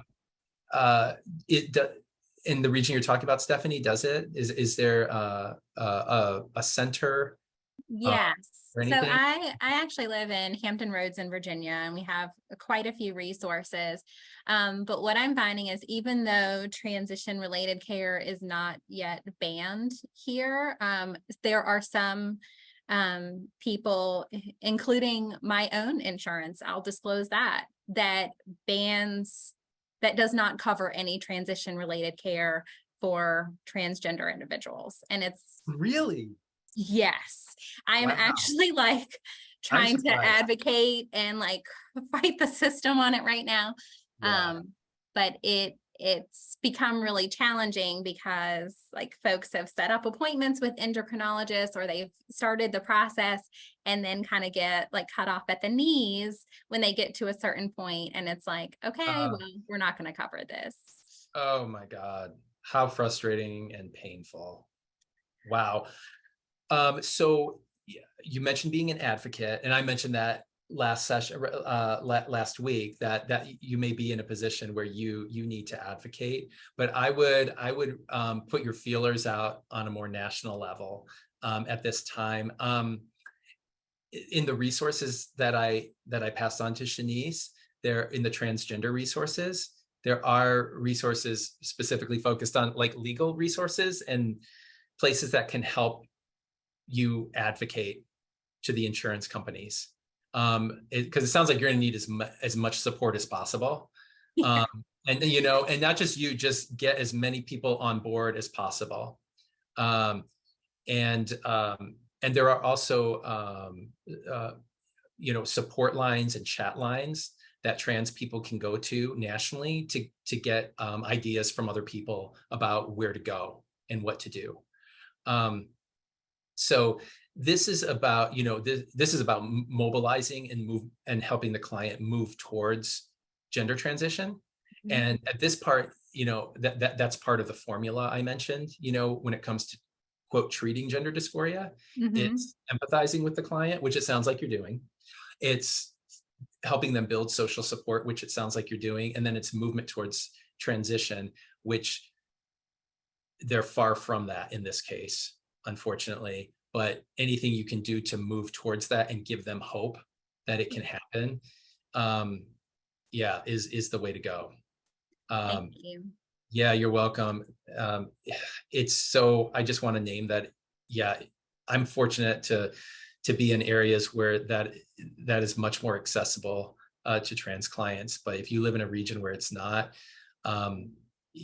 it's really a matter of hanging in there with your trans clients and working to, to shore up a support system for your client and for yourself as a clinician. To just kind of to find national support. So I would go to the reference list. I would check in with the Transgender Law Center out in California. They're a good place to start, and they will be happy to connect you to some resources for advocating with insurance. You're welcome.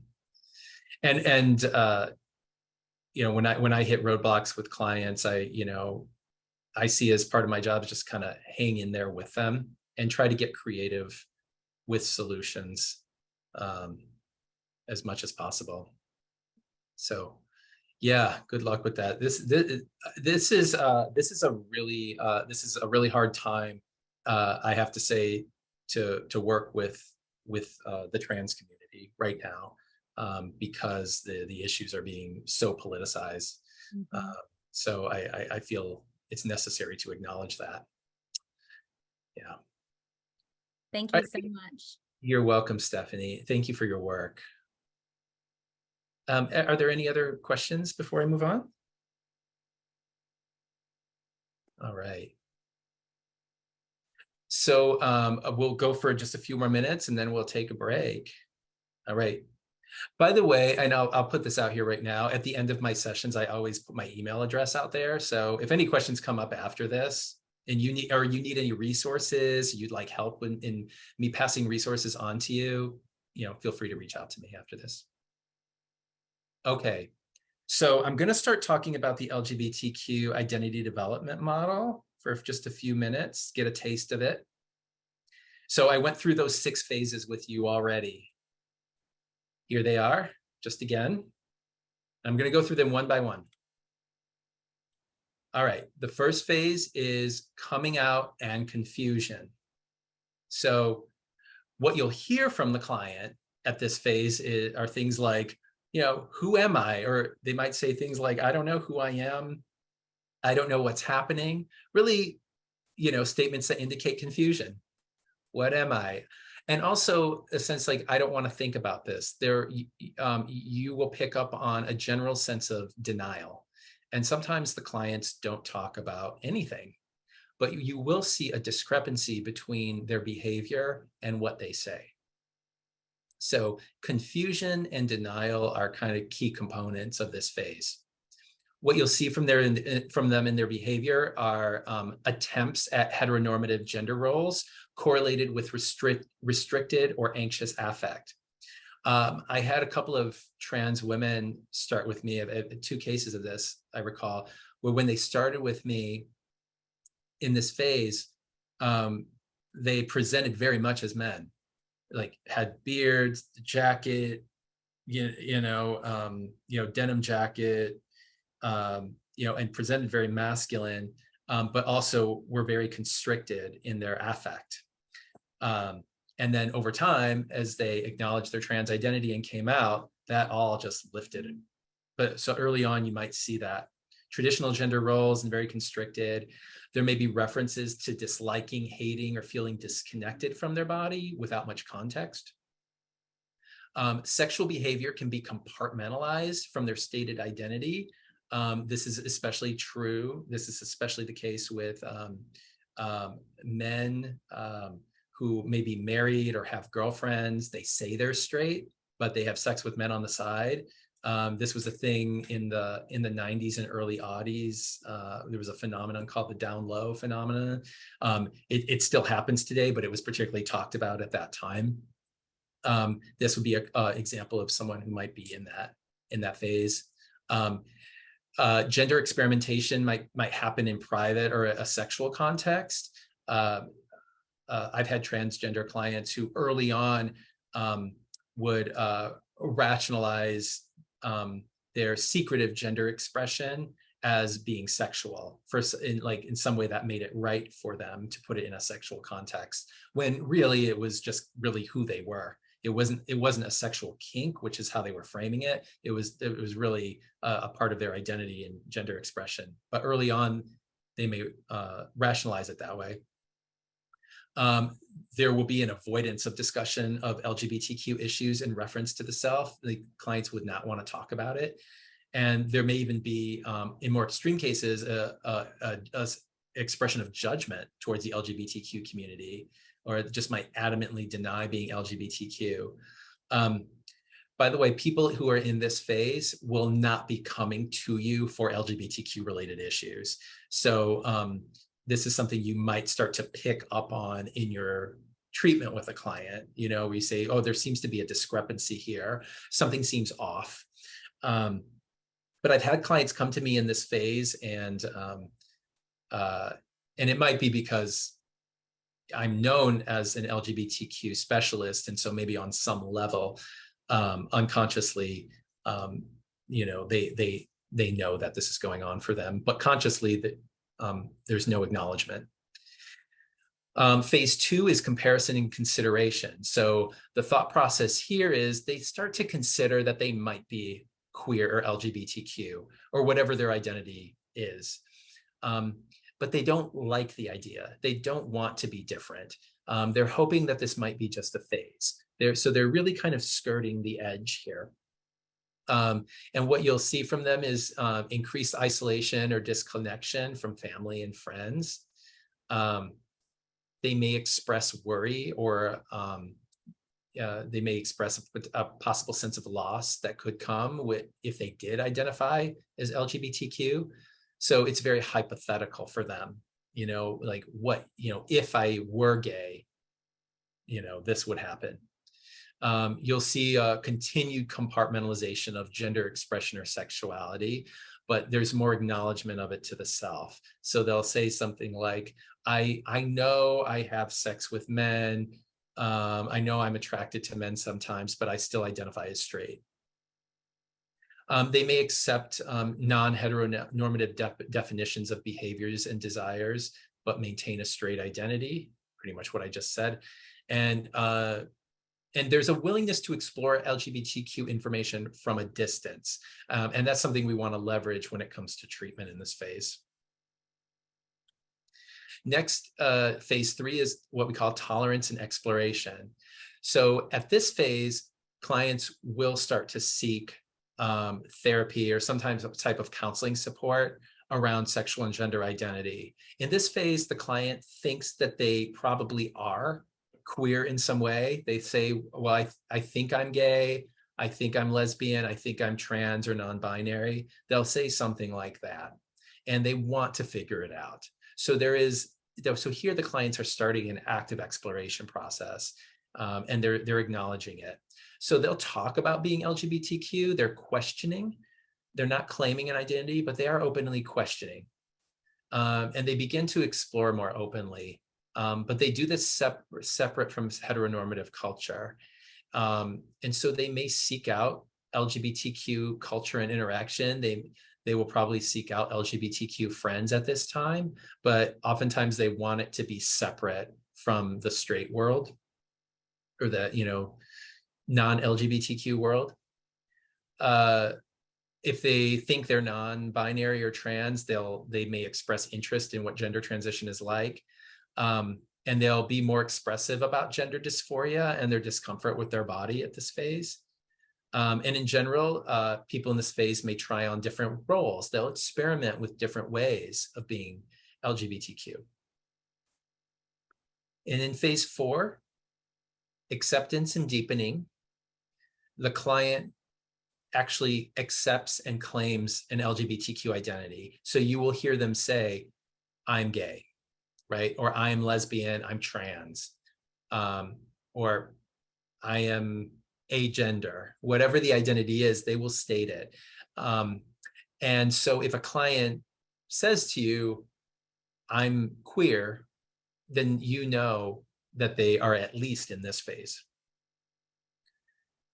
So you'll see them at this point starting to attempt to fit in or to regularly socialize with other people like them.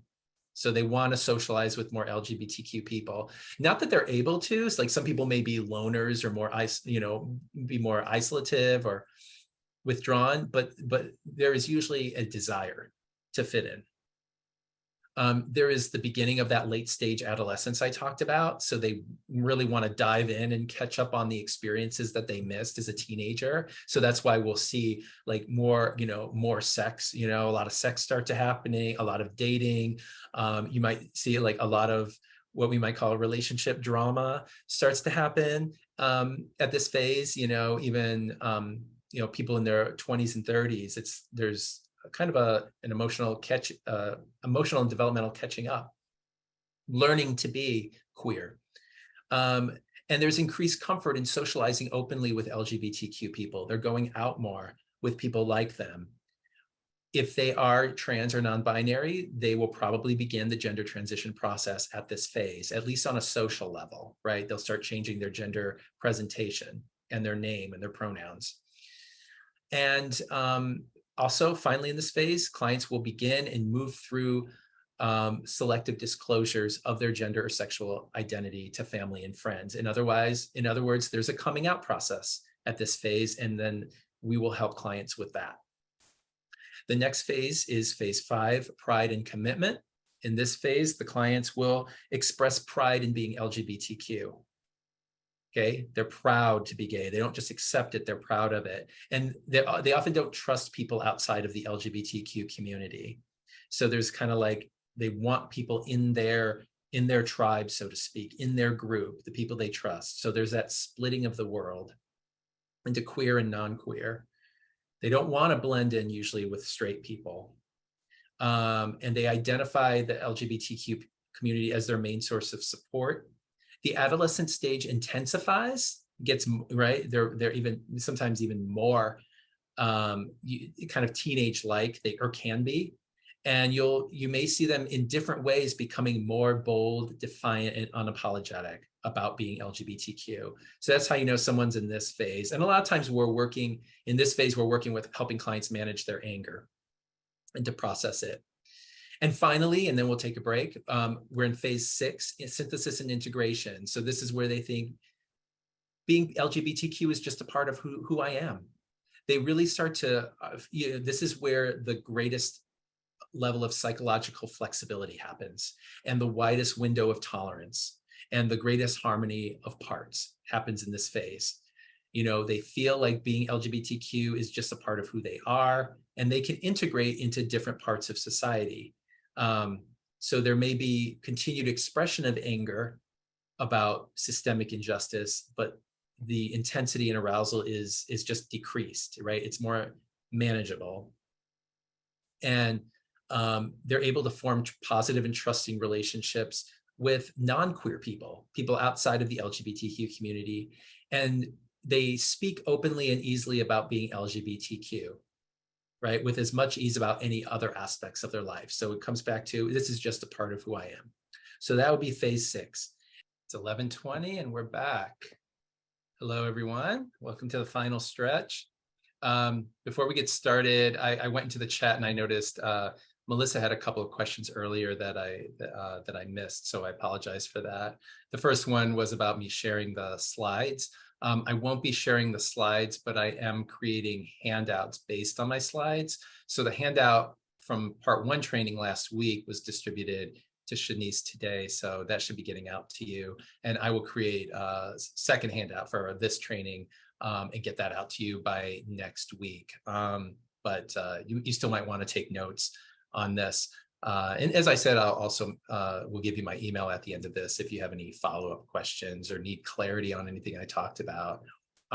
Yes, awesome. And sorry, excuse me, Aaron, sorry. Sure, no problem. I was going to say, I have sent the training and resources and all the materials that Aaron sent me. I sent that not too long ago. So if you did not receive it, let me know and I'll resend it to you.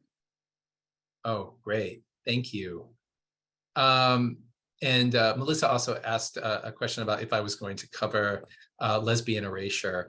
That's not included in this training. I'm curious to hear more about it. I'm understanding that to be that as perhaps a generational concern, that lesbian history is being erased as things change and more of a kind of a queer kind of umbrella term is developed.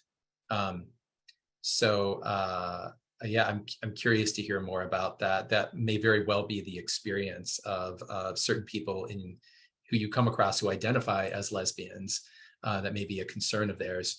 So, uh, and just checking the chat here. So if yeah, if you'd like to speak more to that, Melissa, I'll welcome that at the end of the training, where I'll open it up for questions, or if anyone has any comments or anything they'd like to add. I'd like to make space for that. So I'm going to finish kind of fleshing out our identity development model, and then we'll get into talking about strategies, and then we'll be done for the day. So I just talked to you about the 6 phases before we went on break. I just want to give you some context around how that came about, and then show you kind of the final model we're working with. The foundational model that we're working with is the CAS model of Gay and Lesbian Identity Development Model. I mentioned Vivian Cass last week when I was talking about the history and the development of the gay and lesbian revolution in the 1970s. As a result of that revolution, Vivian Cass developed the first ever model of gay and lesbian identity development. This model was later validated in her research in 1984. So this was the first model of its kind, and it is still considered the foundational and the most relevant model to date, even though other people have come in with different models. And like I said, it was initially a theoretical model, and then it was validated by research.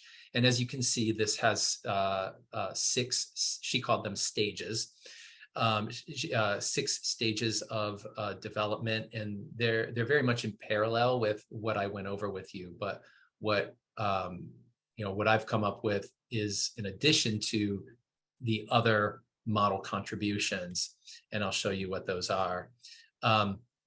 So other models of influence have included one from Coleman in 1982 and one from Troyden in 1989. The importance of their models, which was never validated by research, but the importance of their models, that something they really wanted to emphasize, was the importance of a pre-coming out experience.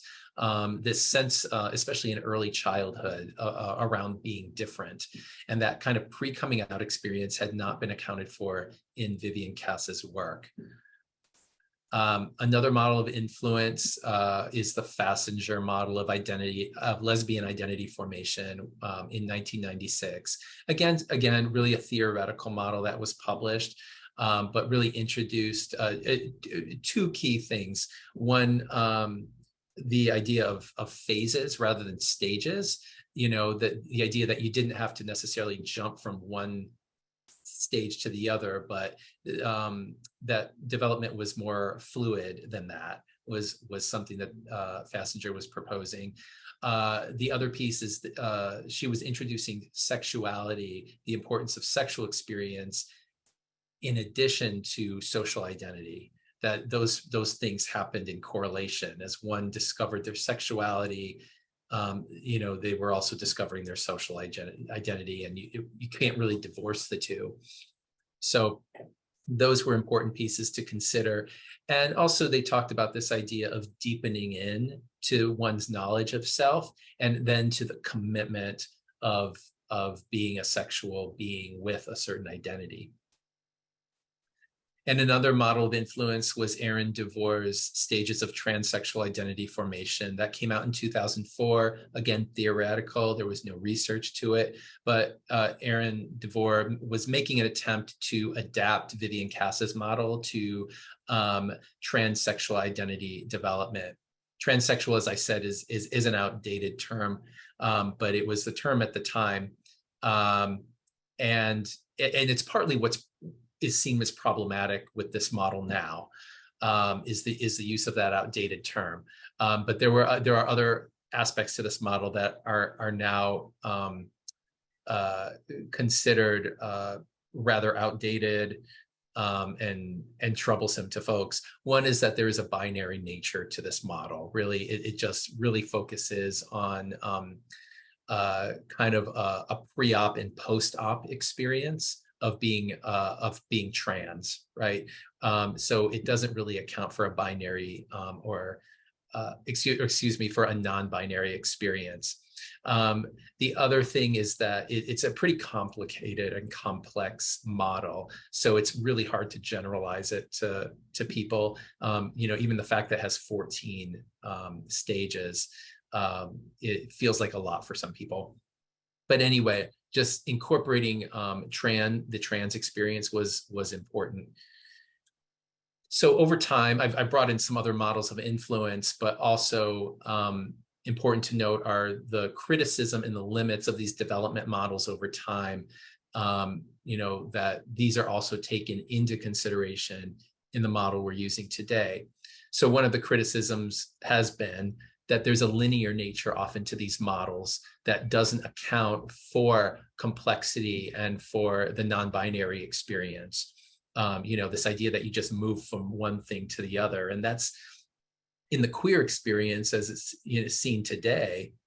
Development doesn't really work like that. It's not necessarily so linear. The other criticism is there is often a prescriptive nature that is implied to these models. This idea that you have to move from one stage to the next and then get to this and then get to the final stage. And it's only when you get to the final stage that you're considered well-adjusted. So that's been a criticism as well that we need to consider. And the other one, another criticism is that sociocultural intersections have not been accounted for.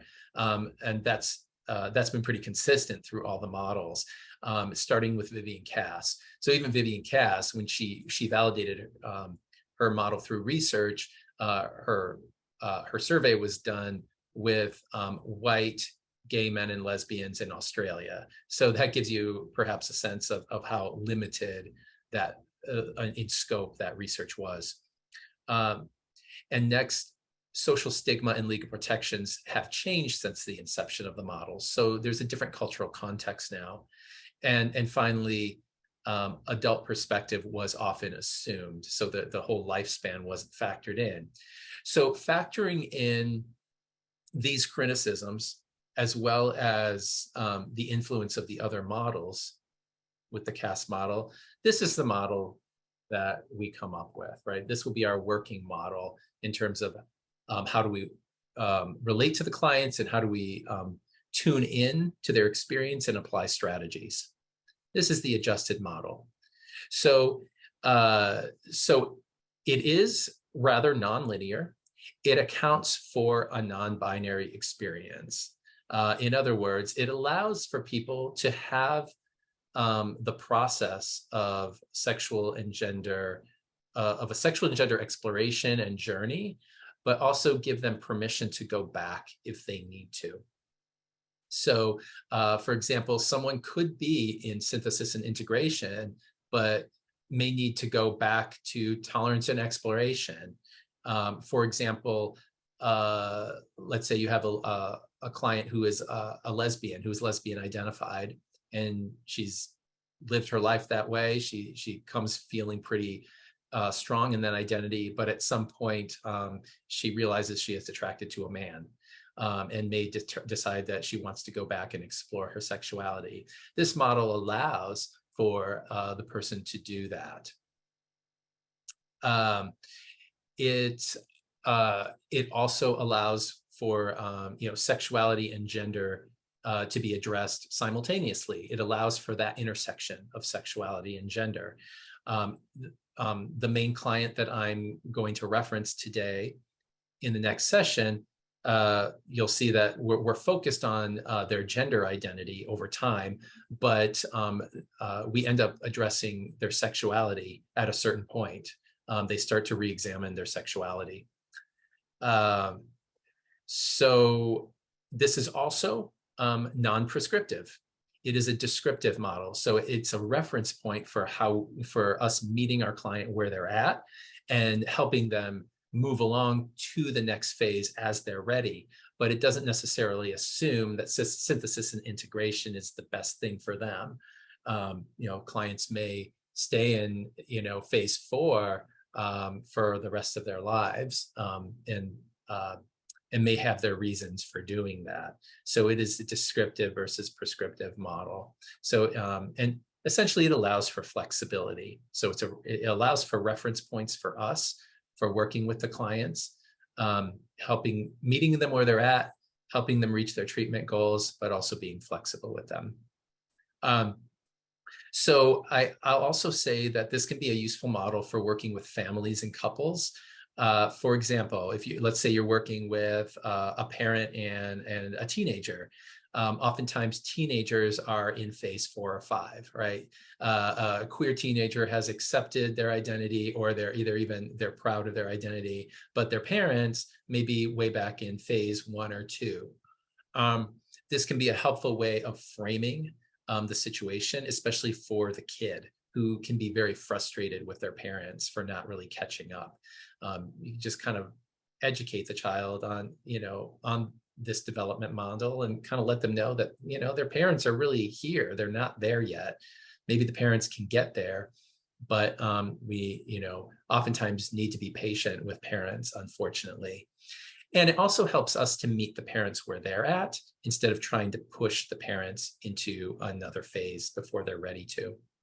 So the strategies that I give to you to work with queer clients can also be applied to working with parents. With regard to couples, many times when you work with LGBTQ couples, the conflict comes from each member of the couple being in a different phase of development. So, one partner may be in pride and commitment, and then another partner is in accepting or even tolerance and exploration. So you might see how that can create conflict when one client is here and desperately wants their client to be with them, but their client is not ready for that. Maybe they come from a family that's not as accepting, and so the coming out process is much harder for them. So, educating couples on this model can be very helpful as well, to help give them perspective on what they're working with. Letting them know they're just in different phases of development, and that can be what the Gottmans call, if you're familiar with Gottman therapy, a perpetual issue that they might need to learn to live with. All right, so that's the model. Any questions about the model before we move into the next section? Just checking. Everyone feel clear enough on it? No hands raised, just making sure. Okay, great. All right. So I mentioned I'm going to reference a case that's primarily focused on gender, the experience of gender, but the experience of sexuality also came in our work.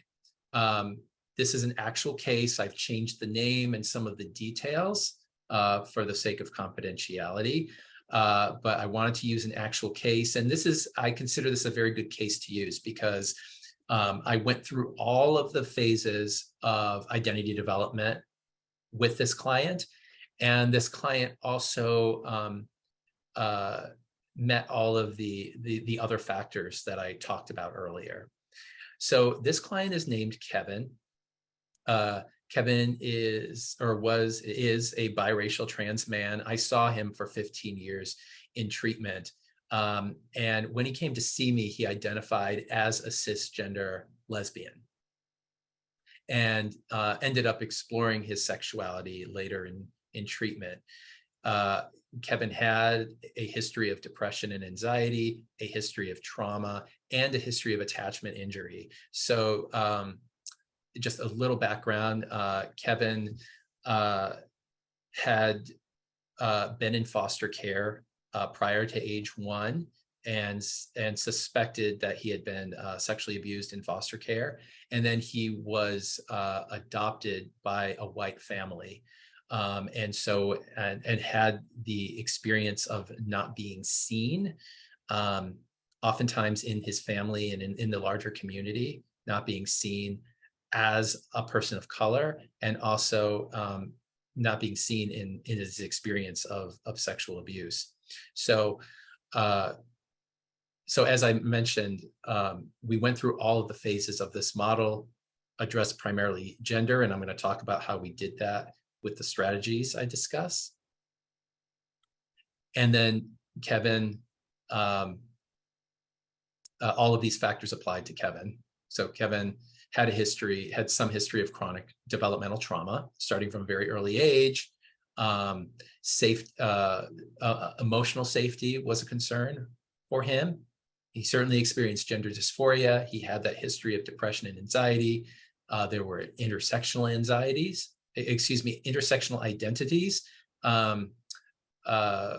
with his experience of gender, sexuality, and being a person of color, and the experience of attachment injury. So let's start with meeting a client in phase 1 of their identity development. And again, the pre-coming out and confusion phase is one of confusion and denial. So there's that discrepancy between how the client presents and what they report about themselves, and often kind of feeling confused about their experience and feeling very restricted and anxious. So as I said, when Kevin came to me early on, he identified as a cisgender lesbian, was using a different name, different pronouns, and was identifying obviously as female, and had that very constricted and anxious presentation all the time. And we were primarily focused on their experience of avoidance and constriction in relationships. And in fact, early on, I had diagnosed him with avoidant personality disorder. So this is where that differential diagnosis becomes important, because as we moved along in treatment, the symptoms of avoidant PD lifted. So the treatment needs in this phase are, first, non-judgment, which is something we should all hold throughout treatment. And primarily, we're going to be helping the client unblend their thoughts, or another word for it is helping with thought diffusion. And this is going back to that ACT model. And one of the criteria of psychological flexibility is thought diffusion. We're helping the client with that here. And referencing parts work, we're helping the client kind of unblend parts of themselves to get clarity, of what part is what. This is the very beginning of working with clients who are in this phase. So specifically, the treatment needs are: the client needs permission to be uncertain about their sexual and gender identity. So in other words, we're letting them know it's okay that you're in this place. We're not bringing any judgment to that process. And also, we're normalizing gender and sexual questioning of self, that it makes sense that they're doing this. And particularly, we're going to be helping them identify internal judgments about their behavior, their thoughts, and desires. We're not going to be using any labels like, gay, lesbian, trans, bisexual, any of that. We're just going to be focused on their behaviors, their thoughts, and desires, because they're not ready to identify as anything. And then we may also educate them on gender dysphoria and body dysphoria. Just start to educate them. And they also may need safe sex information and education at this phase, especially men who are having sex outside of their marriage, who don't identify as LGBTQ, but they're having sex outside of a straight relationship. Usually these men do not have access to safe sex information like gay and bisexual men do, who are open about it. So we may play a part in passing on safe sex information, which I touched on last week. Okay, so what does this look like? I'm going to focus on identifying those internal judgments and unblending parts of self, which also is thought diffusion, right? Diffusing negative thoughts from the self. So from a parts work perspective, let's focus on the strategy. Identifying and exploring parts according to the client. So again, we're focused on the desire and the behavior. In this phase, the client is very conflicted about their desires and their behaviors. They're not identifying as anything. They're just confused and they're in denial. So what you'll often, get from them is this experience of being conflicted. So I'll give you two examples. One, when I was working with Kevin said to me one time, started talking about how he wished he had breast cancer, like how he wished his breasts were gone. And he would hang his head in that very constricted way and didn't want to talk about it any further, but just had this very strong feeling, I wish I had breast cancer. And then would freeze. There would be a stuckness there, and he didn't want to talk about it anymore. So that's what I'm working with Kevin. There was a point in time when I was working at a men's bathhouse. I was doing therapy there in an experimental program, and many of the men who would come to see me were straight identified men who would go to the bathhouse and have sex with men. And they would also come to me with this, I'm confused, I don't know why I'm doing this, I don't know what's happening to me. And so that was where their stuckness was. So I'll talk about how I use these strategies in both of those scenarios. So the first thing, when you sense that stuckness with a client who's in this phase and you're kind of recognizing it, is that you want to identify the conflict by identifying the parts that are in conflict with each other. So it sounds like this. There's a part of you that feels driven to think about blank, whatever that desire or behavior is, and another part that doesn't want to. So you identify both of those. There's a part of you that wants this or that behaves this way, and there's another part of you that doesn't want to behave that way or think that. And then you ask, what does the part that doesn't want to say? So we always engage the resistant or the critical part first. Remember when I was talking about the parts, the exile parts and the protective parts? And I said, we always talk to the protective part first, not the exile, because the exile's in hiding. So we talk to the protectors first, engage, which is the resistance. We talk to the part of themselves that doesn't want to feel that way. And we explore that resistant or critical part as a benevolent protector to the client. So we ask that part to describe how it protects the client and how it sees its role as important. Because we don't do anything without good reason, nothing. That's true for all people, all of us. So we inquire about that. Why? What's the protective role? Why do you do this? And then we ask for permission to talk to the part that has the desire or the behavior. So we may engage the protective or resistant part for a while before we even ask, is it okay if we talk to the part of you that has this desire? And then talk to the part of the client with the desire or the behavior only when given permission by the protector part. So let's start with Kevin. So Kevin, I notice the stuckness with Kevin in this phase. I wish I had breast cancer. I wish I didn't have breasts. I don't want to talk about it. So the conflict is there's a part of him that wishes his breasts were gone. And then there's another part of him that doesn't think he should think that. Okay, so that's what I'm reflecting back. There's a part of you that wishes you have breast cancer, and then there's another part of you that doesn't think you should think that. Okay, so just reflecting that back.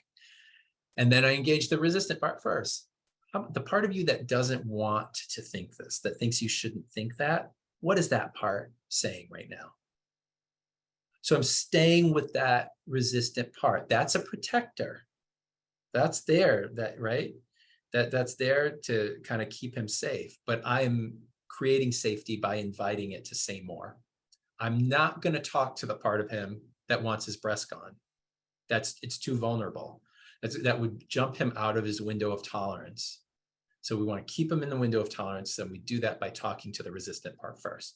So I, had to stay with him in that space for a while before I could even ask permission. How about, does it feel okay to talk to the part of you that wishes your breasts were gone? And eventually he could open that up and we could explore that. In the second example, when I'm talking with men who identify as straight but have sex with women, the conflict is, I want to have sex with men. I'm coming to this bathhouse and having sex with men, but I shouldn't be. I shouldn't be doing this. So same thing. I reflect that back. So there's a part of you that wants to come here, that feels a desire to do this, and then there's another part of you that thinks you shouldn't be. So let's engage the resistant part first. Let's talk to the part of you that thinks you shouldn't be. What part does, what does that part think? And then again, explore that, stay with that before I get to asking for permission to talk to the part that desires to have sex with men. Again, if I move right to asking him about his desire to have sex with men, it's going to be too much for him. So we get to that point by getting permission from the protector first. Okay, so that's how you unblend and do parts work with the client. The other way to create that experience and to unblend or diffuse thoughts is through something called the comma and exercise. So this helps get clients unstuck from the feedback loop that they are in. Okay, and helps the client decouple their negative responses from unworkable thoughts. So basically the client is in that loop of, I can't be like this, but I am like this. I want this, but I don't want this, right? And they're just stuck there. So we want to get them to brainstorm a little bit just to get them unstuck. So this is what the feedback loop often looks like. For Kevin, it was like, I wish I didn't, I wish I didn't have breasts, but I shouldn't feel that way. I wish I didn't have breasts. I don't want to feel that way. Or for some men, I want to have sex with men in bathhouses, but I shouldn't want to do that. And there's just stuck here. So sometimes I'll educate clients on that loop. Say, I'm noticing that this is what's happening for you. You're just having these two thoughts and there's nothing else. When in reality, there's probably a lot of other thoughts that are happening. You're just not giving yourself permission to think them. So let's do an exercise where we can kind of brainstorm from out of this and into something more like this, where we can actually see the branches of thoughts that go along with that. So you could do this in terms of this kind of drawing where you have the initial thought, I shouldn't have sex with men in bathhouses, and write other thoughts on these branches. Or you could just do a comma and exercise with the client where you just tell them to go without even thinking about it. But what other thought just comes to mind? So in the case with, the bathhouse case, the feedback loop would be, I shouldn't be having sex with men in bathhouses, but I do have sex with men in bathhouses, but I shouldn't be having sex with men in bathhouses. And it just goes on and on and on. So the comma and exercise would be, having the client start with, I shouldn't have sex with men in bathhouses, and just say, and go, without even thinking about it, just what other thought comes to mind. We're not going to judge it. We're just going to, what are the thoughts? And so when I do it with a client, it looks like this. I should have sex with men in bathhouses, and I like it, and go, and my girlfriend won't like it, and I might get a disease, and I could lose all my friends, and it feels good, and I stay clean while I'm doing it, and on and on and on. And you'll notice that, any of these thoughts can be interpreted as positive or negative, problematic or not, but that's not the point. The point is just to get more thinking out there, to loosen the stuckness. And then with Kevin, it looked, the feedback loop was, I wish I didn't have breasts. That's a terrible thing to think, but I wish I didn't have breasts, and on and on. So the comma and exercise looked like this. I had him say, I wish I didn't have breasts. I said, okay, and that's terrible. And I don't like it. And go. And I want them gone. And if they were gone, that would be great. And I wouldn't have to worry about them anymore. And I want to be able to run, and people won't like me if they know that. And I would be free, and etc. So that's what we're doing in this phase, right? These kinds of exercises where we're reflecting back the conflict and kind of loosening it up. And you can do it with the parts work or with this comma and exercises. So the next phase is the comparison and consideration phase. And again, this is where the client starts to kind of be a little bit on the margins. They kind of consider, maybe I am lesbian or gay or bi or trans or non-binary. Maybe I am, but I don't want to be. I don't want to be different, right? And so they express worry about the possibility of being LGBTQ in different ways. And there is a willingness to explore the possibility, but from a distance. So they don't want to do it oftentimes from the idea that they are LGBTQ, but more from a hypothetical idea, like, what if I was? So that's where our strategies and interventions need to come from. Anything beyond that, remember, we're doing window of tolerance, keeping them in the window of tolerance, but at the upper edge of the window. So, anything that's going to identify them as LGBTQ, imply that they're LGBTQ, risks bumping them out of the window of tolerance. So here are the treatment needs. They need, we can continue to help them unblend, first of all. Anything from any strategies from a previous phase can be applied to a later phase. You just don't want to apply later phase strategies to early strategies, because that's often too much for clients in the early phases. So we'll help them continue on blending, and mainly there's a lot of external informational resourcing. So we're giving them information about LGBTQ. So we'll help them explore their fears and give them information. So we're going to continue to give them permission to develop their own definitions of behavior and identity, permission to maintain their heterosexual or cisgender identity if they want to. We're not going to say anything like, no, you're gay or you're bisexual. If you say you're straight, you're straight. Address potential loss of any privilege or benefits. So we will go through their fears with them, help them address their fears of what if they were LGBTQ, and address any potential barriers that they might experience, and then again, pass on information.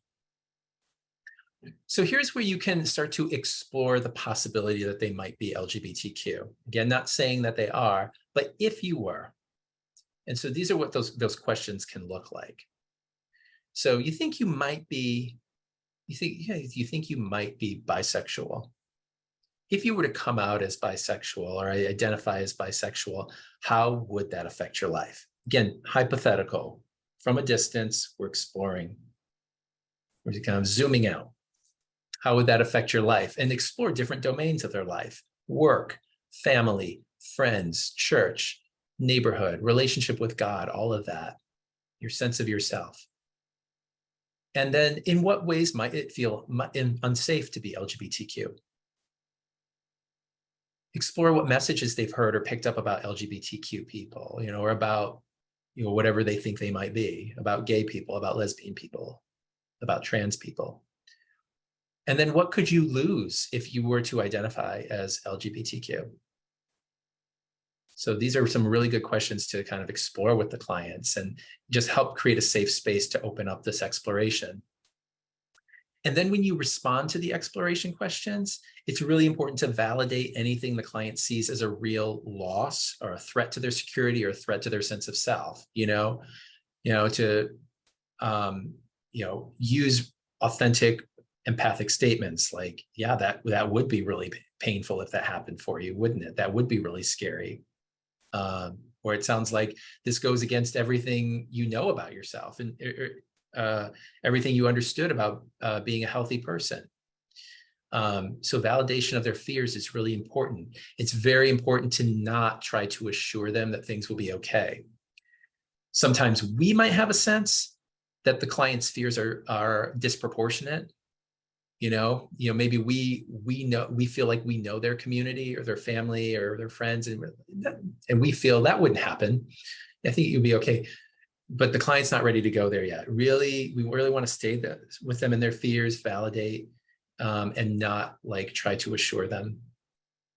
And then allow the client to clarify their own fears and to differentiate actual threats and losses. Usually when you allow the client that process, they will come to some kind of clarity about, now that I think about it, I don't think my family would disown me, right? Or reject me. That's a fear that I have, so allow the client to get there on their own as much as possible. And then especially education is really important. And I have found in this phase, like directing clients to whatever media works for them can be really great. Book and film recommendations, educational videos on YouTube, personal testimonies on YouTube can all be really important, especially in telling stories, because when clients connect with other people's stories, it has resonance for them. And this was the case with Kevin. Kevin was actually a teacher and an avid reader. And so I knew that referring him to like biographies and memoirs would be really important for him. So I gave him I think 3 memoirs to read, which he really enjoyed. He really ate it up and reported back on his experience reading those memoirs. And as it turned out, every time he came back, it was, you know what, this experience totally resonates with my experience. He was able to read these people's stories, both of trans men and trans women, and really see his experience. And it really moved him along in coming to get to the next phase of his identity development.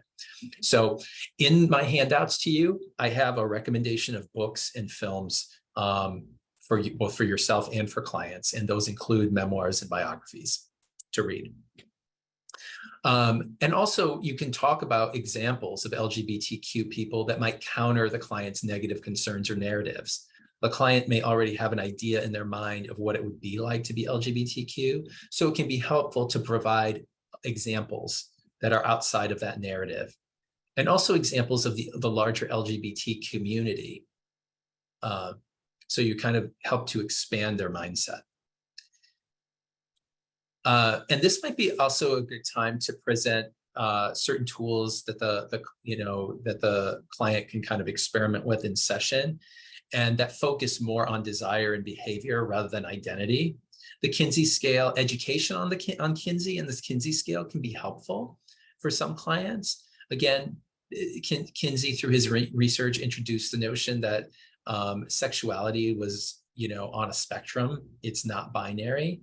And, he really looked at people's desire, behavior, fantasies, and found out that, that most people are not just homosexual or heterosexual. So this can help normalize the client's experience. And for some clients, it's helpful to use this and kind of place themselves on this scale. And again, focuses on their desire and behavior and less on saying that they are something. And you can also use Klein's grid. This is also another tool. Fritz Klein was a psychiatrist who kind of started to build visibility for bisexual people, especially in the clinical realm. And he started to frame sexuality as not just about sexual desire, like are you attracted to men or women, but really started to, from a bisexual perspective, framed desire and attraction as more nuanced and complex than that. And so he developed this grid, which invites people to kind of look at to look at and reflect on their sexuality through all these different lenses that are listed here. And so clients who maybe think they might be queer, but not sure exactly how to define themselves, this is a good one for that client. I've used clients who say things to me like, I've had queer feelings, but I'm not sure what category to put myself in. I have found this to be useful for those clients. Okay, so again, exploration and education in phase 2. All right, so phase 3 is a big one. I mentioned to you earlier, phase 3 is when clients will come to you specifically for matters of sexual and gender identity. When they are in the exploration and tolerance phase, or tolerance and exploration, they're really ready to explore. They want to actively do the work around this, but they're not claiming an identity yet, right? They really want to figure out who they are, and they are questioning in this phase. So the treatment needs are generally external interpersonal resourcing, helping to connect them to relationships, to community entities that can facilitate their exploration. And also we begin internal resourcing. We help them look at the parts of themselves that maybe that they have exiled, that they've been too afraid to look at. The client is now in a phase where they can actually start to look at those parts of themselves that they've maybe fragmented. And so in that specifically, we're helping them build support around, finding LGBTQ connections, friends, family, whoever, identifying trusted social connections to discuss their feelings with. We're helping them in internally resourcing, we're helping them to address the shame and the negative messaging that they've internalized from things like heterosexism and cisgenderism. And we're starting to do a deeper dive, a deeper exploration of gender and sexual identity. So we're using tools to do that. And then if the client thinks that they might be trans or non-binary, we might start to give them education and information about gender transition steps in this phase. All right, so meeting their treatment needs, we'll start with identifying connections and resources. So we're, again, helping the clients with external relational resourcing. So the clients are now ready to find social resources. So we may help the client connect to social resources, but we want to make sure those resources are as specific to the client's needs as possible, which may require a conversation with the client about what they need socially. So some clients, a support group is really great. Social activities and meetup groups are perfect for some clients. So we may take a part in connecting those people to those resources. But for other clients who are maybe more withdrawn, maybe more introverted, those things aren't great. You might want to refer them to something like an online chat group, or a kind of a more quiet support group. But online chat groups I have found have been really great for more introverted clients. And I have a couple of those in your resources as well.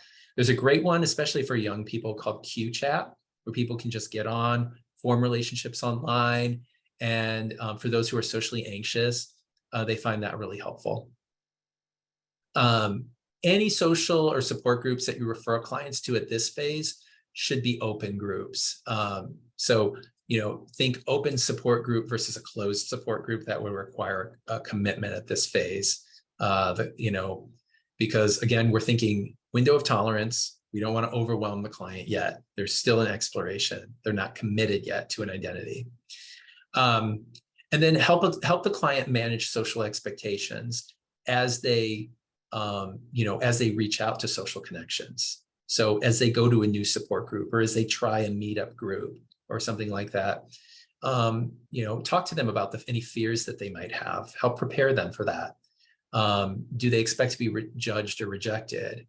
Or do they expect that they might judge other people, that their inner judgment might come up? And then prepare them for all of that. Talk to them about have a game plan for how will they deal with those situations as they come up.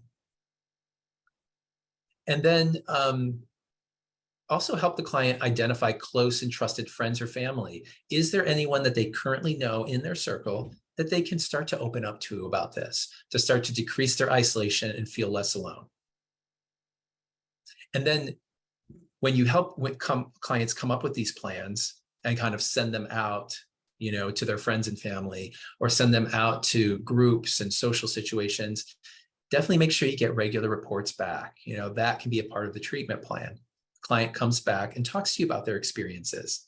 And so that's an opportunity to talk about what went well with these groups, and what didn't go well. And when things go well, reinforce it, right? Really celebrate that. And when they didn't go well, talk about what needs to be refined, what didn't work, what can be done differently next time, what came up for the client emotionally. Was there anything that was triggering for the client that, you might want to help the client manage next time? Was there anything dysregulating for the client? Remember, a lot of this has to do with LGBTQ related trauma. So as you're kind of working on the edge of discomfort on that window of tolerance, there might be things that put the client over the line a little bit, that put them into hyperarousal or hypoarousal. So, and we don't want that to happen. We want things to be a little uncomfortable for the client, but not so uncomfortable that they get dysregulated. So revisit that if you need to. So I talked about the external interpersonal resourcing. We're also going to do internal resourcing. So we're at this phase helping the client address shame and negative messaging. And so here in this phase of development, we're going to do it with the client's parts of self. So we're going to start with the beliefs that they have about parts of themselves. And so the questioning can look or sound something like this. What do you believe about the parts of yourself that don't conform to sexual and gender norms? Or what does your inner critic say about the part of you that likes men and women? Or what does your demon say about that little girl inside? And that was actually, we're using the language of the client. So that was like language that came up with a client I was exploring gender identity with. She described having like this little demon that spoke, in a mean way to this inner little girl she felt she had. So what does that demon say? Or that feeling of shame about your masculine part, what would it say if it could speak? So we're identifying the shame-based beliefs that the client has internalized over time towards these parts of themselves. So we're not yet addressing internalized homophobia directly yet, because the client's still in exploration, but we're doing it in terms of like, there's these parts of yourself that you're still exploring and you still have these negative beliefs about. Let's identify those beliefs first. And then you can start to resource the more vulnerable, exiled parts of the self. So usually you'll find that the client will say, I have this part of myself that likes men, or I have this gay part, I have this bisexual part, or I have this female part, right? You name it. But then I have this negative voice that talks to me in a certain way. So once you've identified that, you can start to build alternative messages for those more vulnerable parts of the self. And one way to do that is to start to resource the client through the imagination. And a way to do that that's been shown to be effective is through Laurel Parnell's EMDR, attachment-focused EMDR work. And what she recommends is using these examples to help give the client grounding for those vulnerable parts of self. Having them come up with a peaceful place. That's to be distinguished from a safe place, right? Because usually people with trauma don't necessarily experience a lot of safety, but they can often find peace somewhere. So what's a peaceful place for that part? And have them come up with nurturing figures. Like, who is when you think of someone you've known in your life, a character on TV, a celebrity, a well-known person, it could be anybody. It could be someone you make up. But is there someone who can be a nurturer for that part of yourself? And have the client think about what are nurturing qualities. And then also a protective figure. Who's a protective figure? And then who's a wise figure? Who can offer words of wisdom to that younger, more vulnerable part of yourself?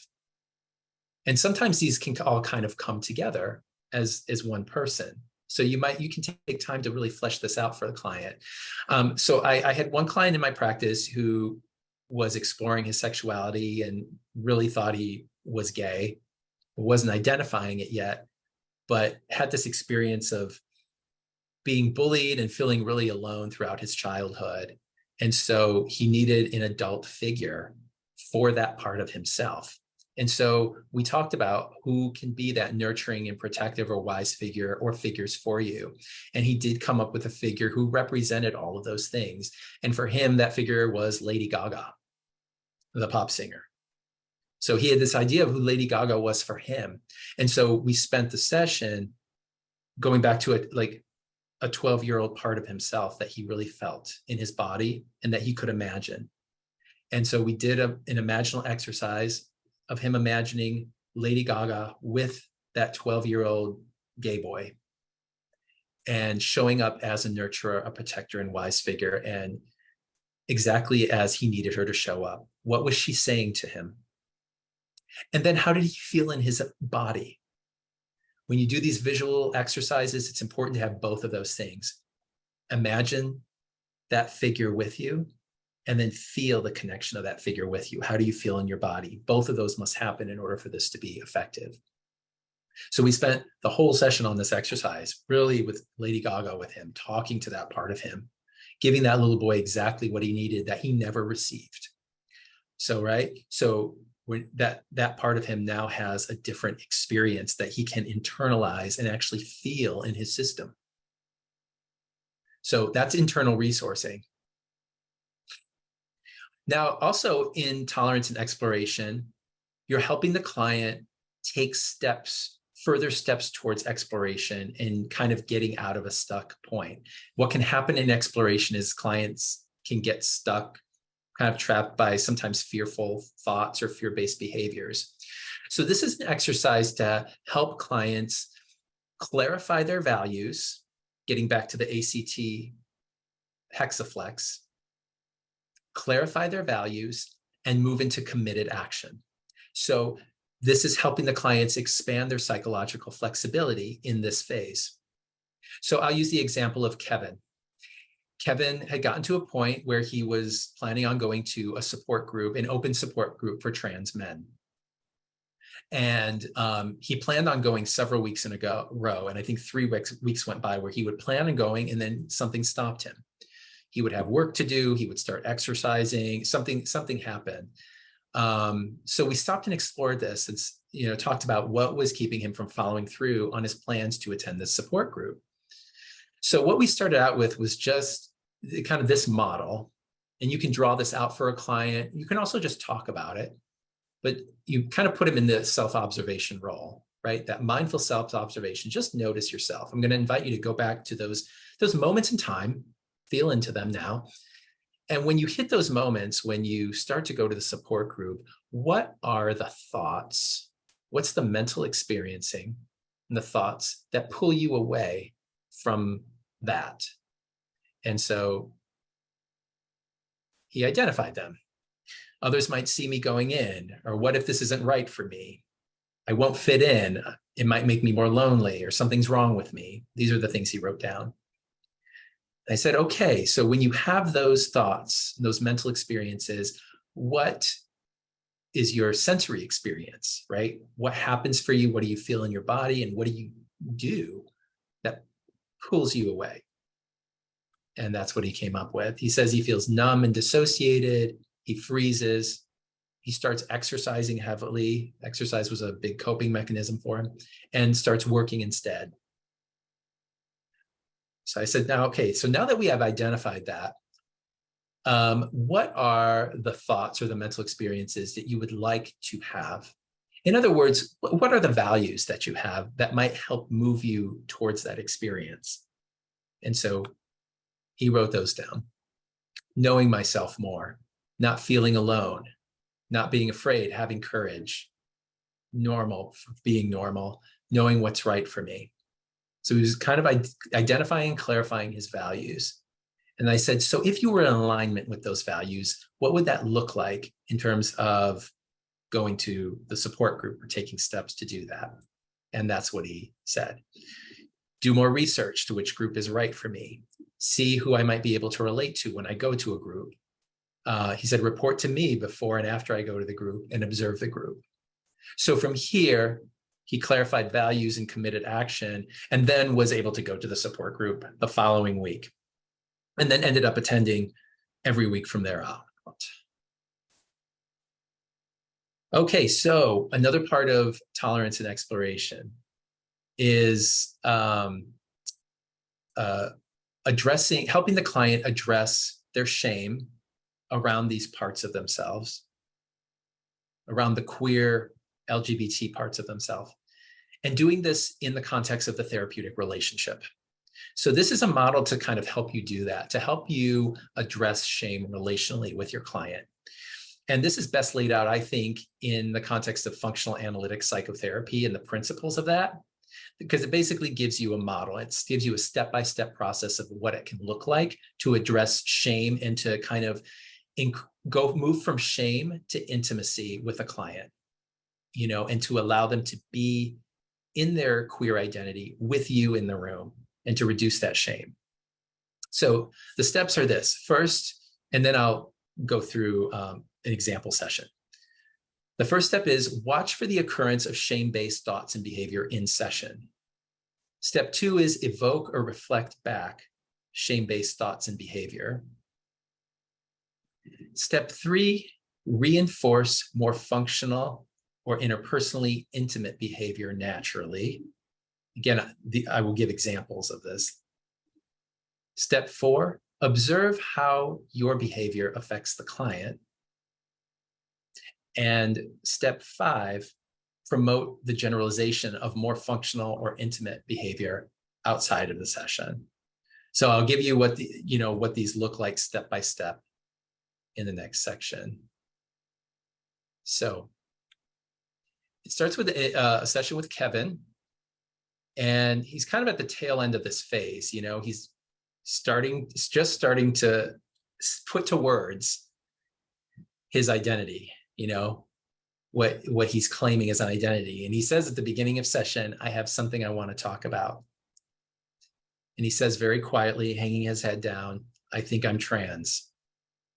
And so step 1, I'm observing the shame-based behavior. I'm observing that he hangs his head down and is having trouble saying this. I speak to that. You want to go inward when you say that, huh? And he nods. I say, it's as if it's hard to consider revealing another part of yourself and to speak about it. You've had this thought that you think you're trans, but you're just now saying it. And he nods. This often happens when you discuss something vulnerable with me, and it seems especially hard for you to say this. That's step 2. I'm reflecting back what I'm seeing to him, right? The shame-based behavior. And he says, it's too much. I say more. He says, I'm already too much, and this is one thing too many. I say, I want to remind you that I specialize in working with LGBTQ clients, and I'm the one who raised the gender issue with you. Plus, I feel more connected to you as you reveal more about yourself, and I'm curious to hear more. What's it like to hear me say that? Right? So I am facilitating intimacy, right? Kind of saying, I'd like to hear more about this. And he says, it just feels like you're going to disappear. I say, you just did something that was very scary for you. You revealed something new about yourself. Can you still feel me here with you? He looks up and then down. And you can see I'm still here, huh? And he nods. And I say, how about you try allowing yourself to look at me, even if it's for a moment? Just see how it is to notice that I'm still here with you and I'm interested to know more. So this is step 3 is I'm noticing, how he's responding to my intervention, to the attempt at more intimate behavior, to a more intimate connection. And he says, I see you. And I say, just see if you can notice me here with you after you have shared with me that you think you're trans. That sounds like an important thing you shared with me, and I'm interested to hear more. He says, it feels so weird to say. I says, yes, it's very different. It's a new experience, huh? Let's stay with that for a moment. You spoke to this new experience for the first time. That can be disorienting. So you might need time to adjust, to take it in. So notice that I'm going really slowly with this. This is a very new experience for him. So I'm saying, let's take our time with this. Just notice you shared this thing with me. I'm still here. I haven't left the room, and I want to know more. So he's able to look at me and he smiles and I smile back. And, and then he asks, what now? So again, I'm just noticing, the impact of the more interpersonal behavior on him, with him. So I'm attempting to shift from shame-based behavior in step 3 to more interpersonally intimate behavior. And now, we're into the impact of that. And I'm noticing what's happening and he's kind of coming along with me on it. I ask him how he's doing and he says, better, good. I say, would you like to talk more about thinking you're trans? And he says, I don't just think, I'm sure I am. It makes sense when I look back on all these aspects of my life, and all of what trans guys say I totally relate to. It totally makes sense. He goes on to speak more about his recent experience and being exposed to trans masculine stories and community. And that takes some time. And then I say, so how about we try a light homework assignment for the week? He agrees. I say, how about you just imagine what it would be like to say to other people in your life what you shared with me today? Maybe just think about different people and what it might be like to say those words to them. And he says, okay, I can do that. So that was step 5, which is generalizing our experience to outside. And noticing I generalize in a very gentle way that's within his window of tolerance. It would have been too much for me to say, go out and tell other people you're trans, or even say someone else. I really knew that with him, especially given his history of trauma and low window of tolerance, that it had to start with, just imagine what it would be like to tell other people. Bite-sized steps, right? So that this can be very effective and powerful, especially if you're a non-LGBTQ person, to have a non-LGBTQ ally have this kind of relationship, or to have this kind of conversation with you when you're queer. It can be very healing. And then we're also helping the client facilitate their exploration. So we might use things like, kind of gender spectrum exercises, visual gender spectrum exercises. This is the genderbread person.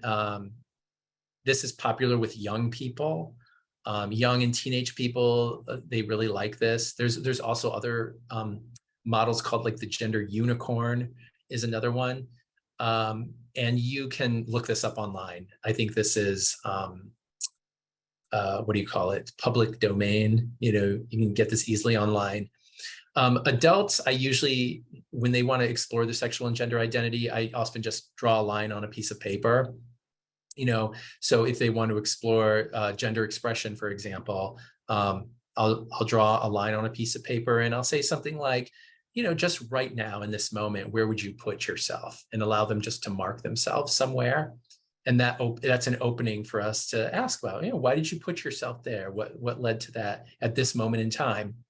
Would that have been different a week ago? Do you think that could change? Things like that. And then you get a sense of kind of how fixed that is for a client. For some people, especially younger people, I might use markers and different colors on this to help explore that with them.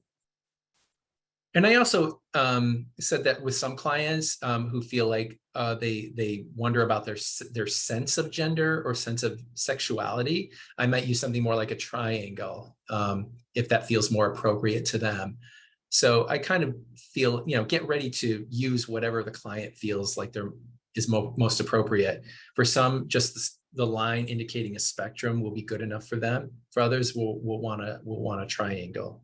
So that just kind of opens the door to explore in a kind of a creative way, and for the client to know that you're on board with them, you're there for the ride. And then you'll also address possible gender transition steps for people who are trans or non-binary. So it's important to know the 3 possible transition pathways when you're working with trans clients, and those pathways are social, medical, and legal. So most trans clients will start on the social pathway, which will entail at least playing with gender expression at this time, and their gender role. They may also play or just change their forms of address, names, and pronouns. So we might be a part of that process. We might also educate the client on the medical pathway, which involves hormone therapy and gender affirming surgeries, which I discussed last week. And also the legal transition path, which is about changing their name legally and getting a gender marker change. Yeah. And by the way, there's 2 states, I think, California and Oregon, where there's now a neutral gender marker now on IDs. So there's male, female, and I think there's an X. And then also part of the legal process can be understanding their educational and workplace rights as those come up. Be aware to operate within your scope of practice and competence. When it comes to especially medical and legal information, make sure you defer to the experts for that. Okay, so that was exploration, phase 3. We'll next get into phase 4, acceptance and deepening, and strategies for that. So in this phase, remember, the client is claiming an identity. They start to say, I am gay, or I am lesbian or trans. And this is where they'll start to build more social relationships with intention to be with other people like them. You may see this late stage adolescence of them maybe trying to catch up on their teenage years. And for trans and non-binary folks, the beginning of the gender transition process. So you're moving from educating them to actually being a part of their gender transition. And then you're helping with the coming out process at this phase, and also helping them build resiliency since they're now becoming more visible as queer people. They can't hide anymore. So you're helping them build resiliency. So in this phase, external resourcing expands and internal resourcing deepens. And there might also be a grieving process for what they've lost. If they might be aware that they're losing certain privileges by now claiming an identity and being out. So we're going to specifically support them in this phase with the coming out process, support trans people with the gender transition process. We will address internalized homophobia, transphobia, biphobia, etc. more directly.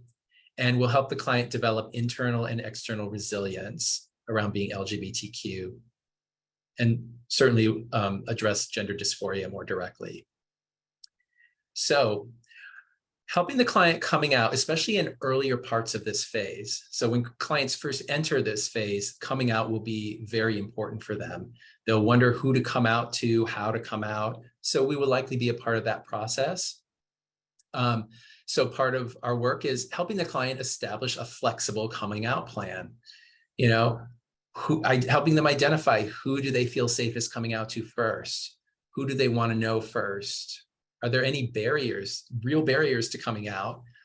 And how would they deal with negative reactions as they happen?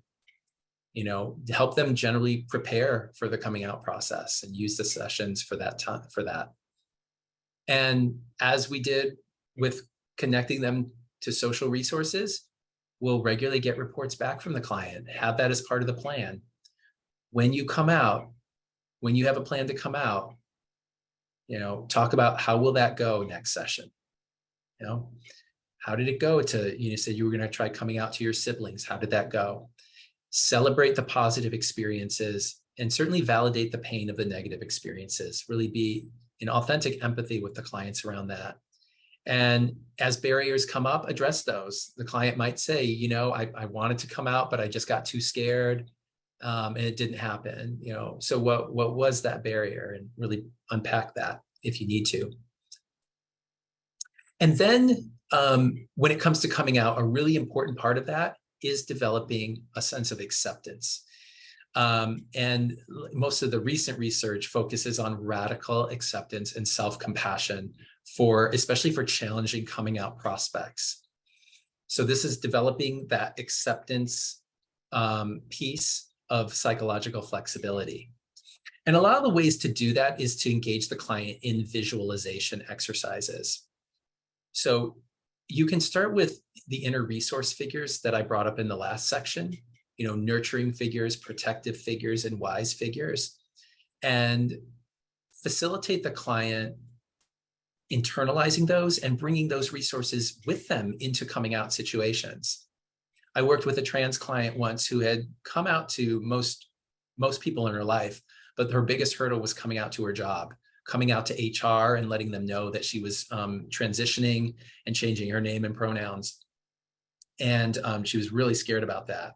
So our work became about helping her develop a team of inner resource figures, which was really a lot of her friends, people who she knew supported her, and heroes in her life. And she had this team of nurturers, protectors, and wise figures right there behind her. And we worked on her strengthening that in session, then imagining bringing them with her to her HR department, and then preparing her for that, for that disclosure. And she did that. She made sure she had her resource figures with her when she came out to them. Another exercise is something called yes versus no. This is where you can encourage the client to feel into the energy of yes as it shows up in their body. So when you welcome something, when you say yes to something, how does that feel in your body when you just open up and say yes? And then how does it feel in your body energetically when you say no and you resist something?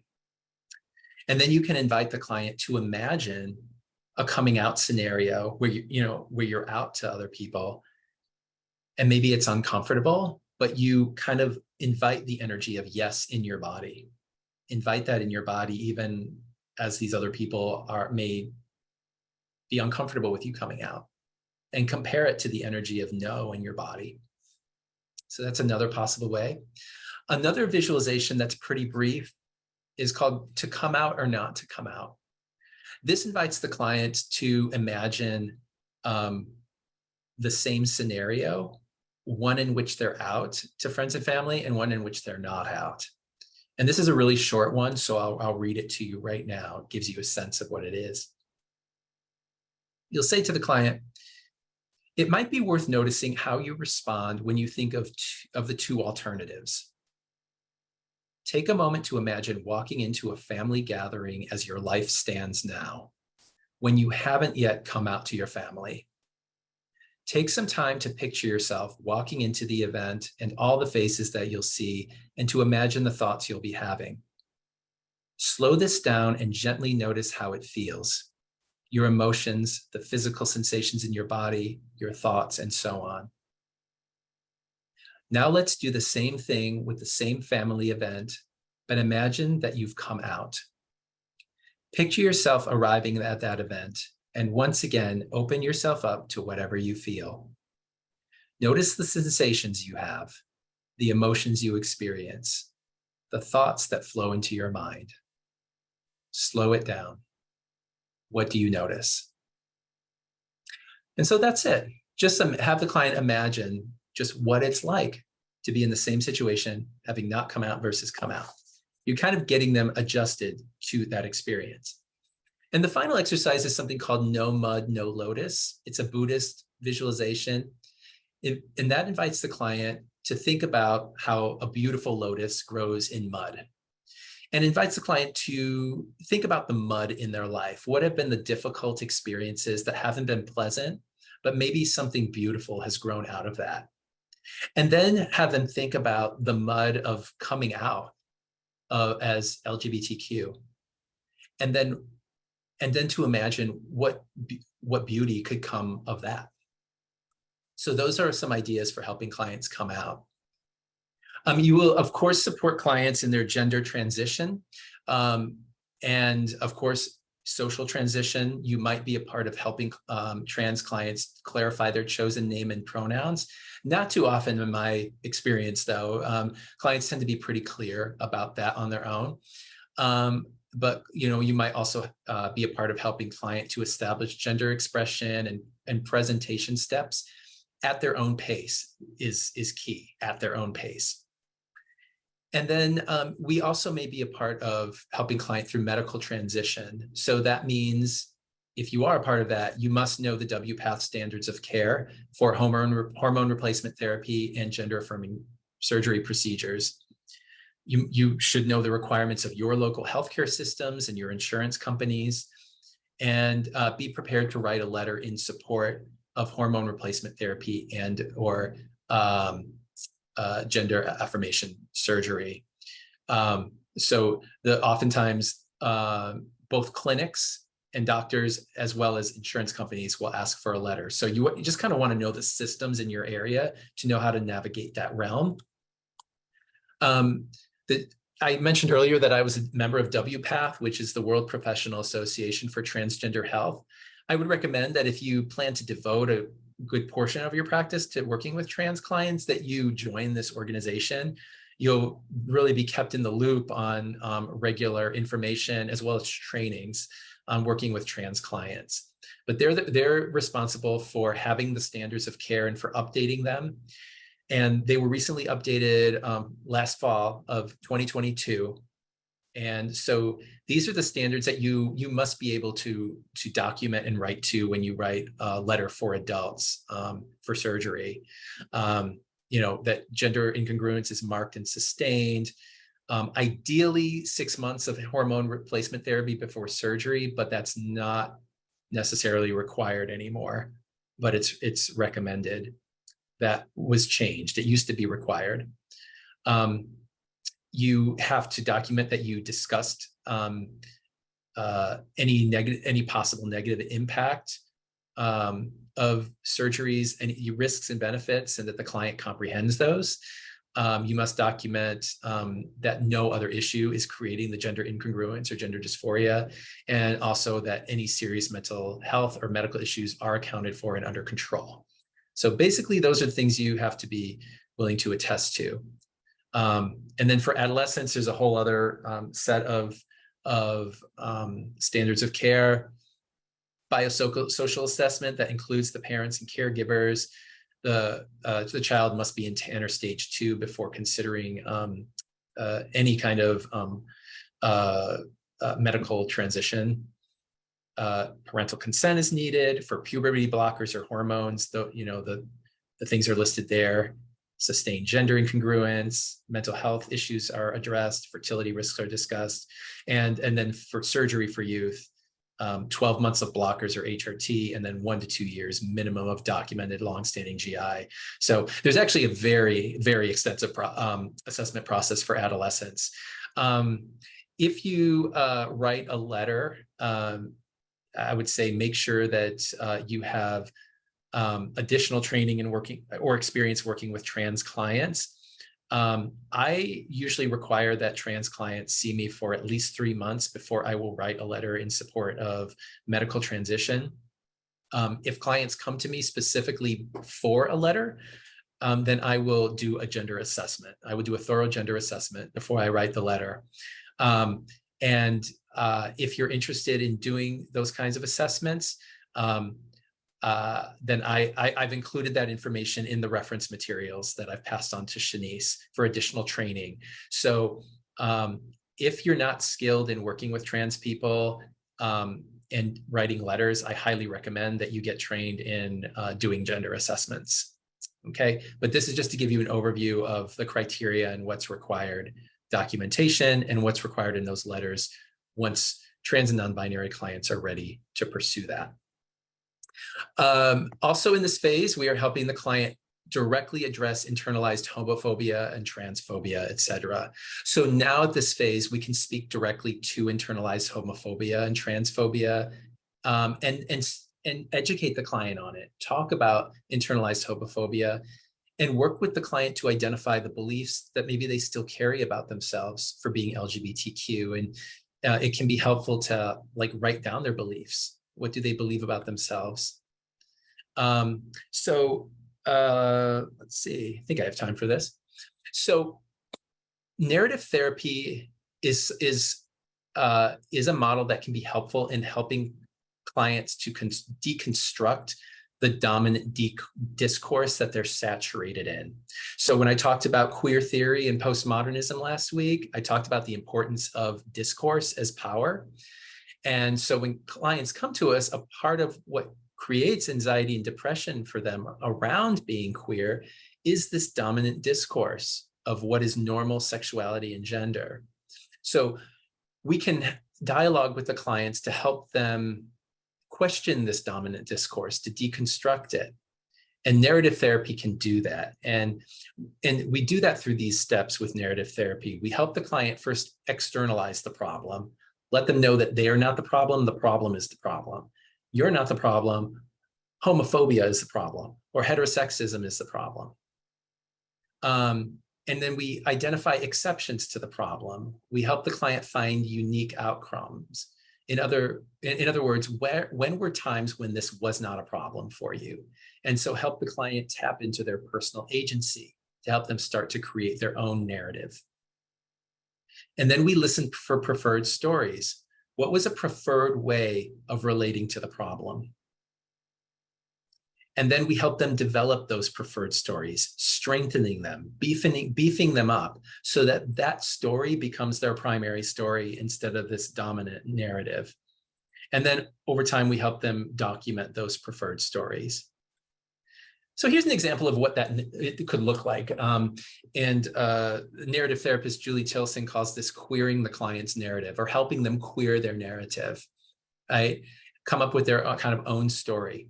This is an example of a non-binary trans-masculine client I worked with who was struggling with anxiety. And so this is what that can look like. The client said, I've been feeling super anxious this week, and I still can't get over the anxiety I feel about being in straight spaces. I'm getting ready to go to a straight wedding this weekend, and part of me wants to back out. I'm the only queer person among these friends. They're all my friends from college, but I feel like they still don't get me. Some still misgender me and still seem confused about my pronouns. But being at the gym, I don't know which locker room to use. Now I feel like I need to use the men's locker room because that's how I'm starting to present.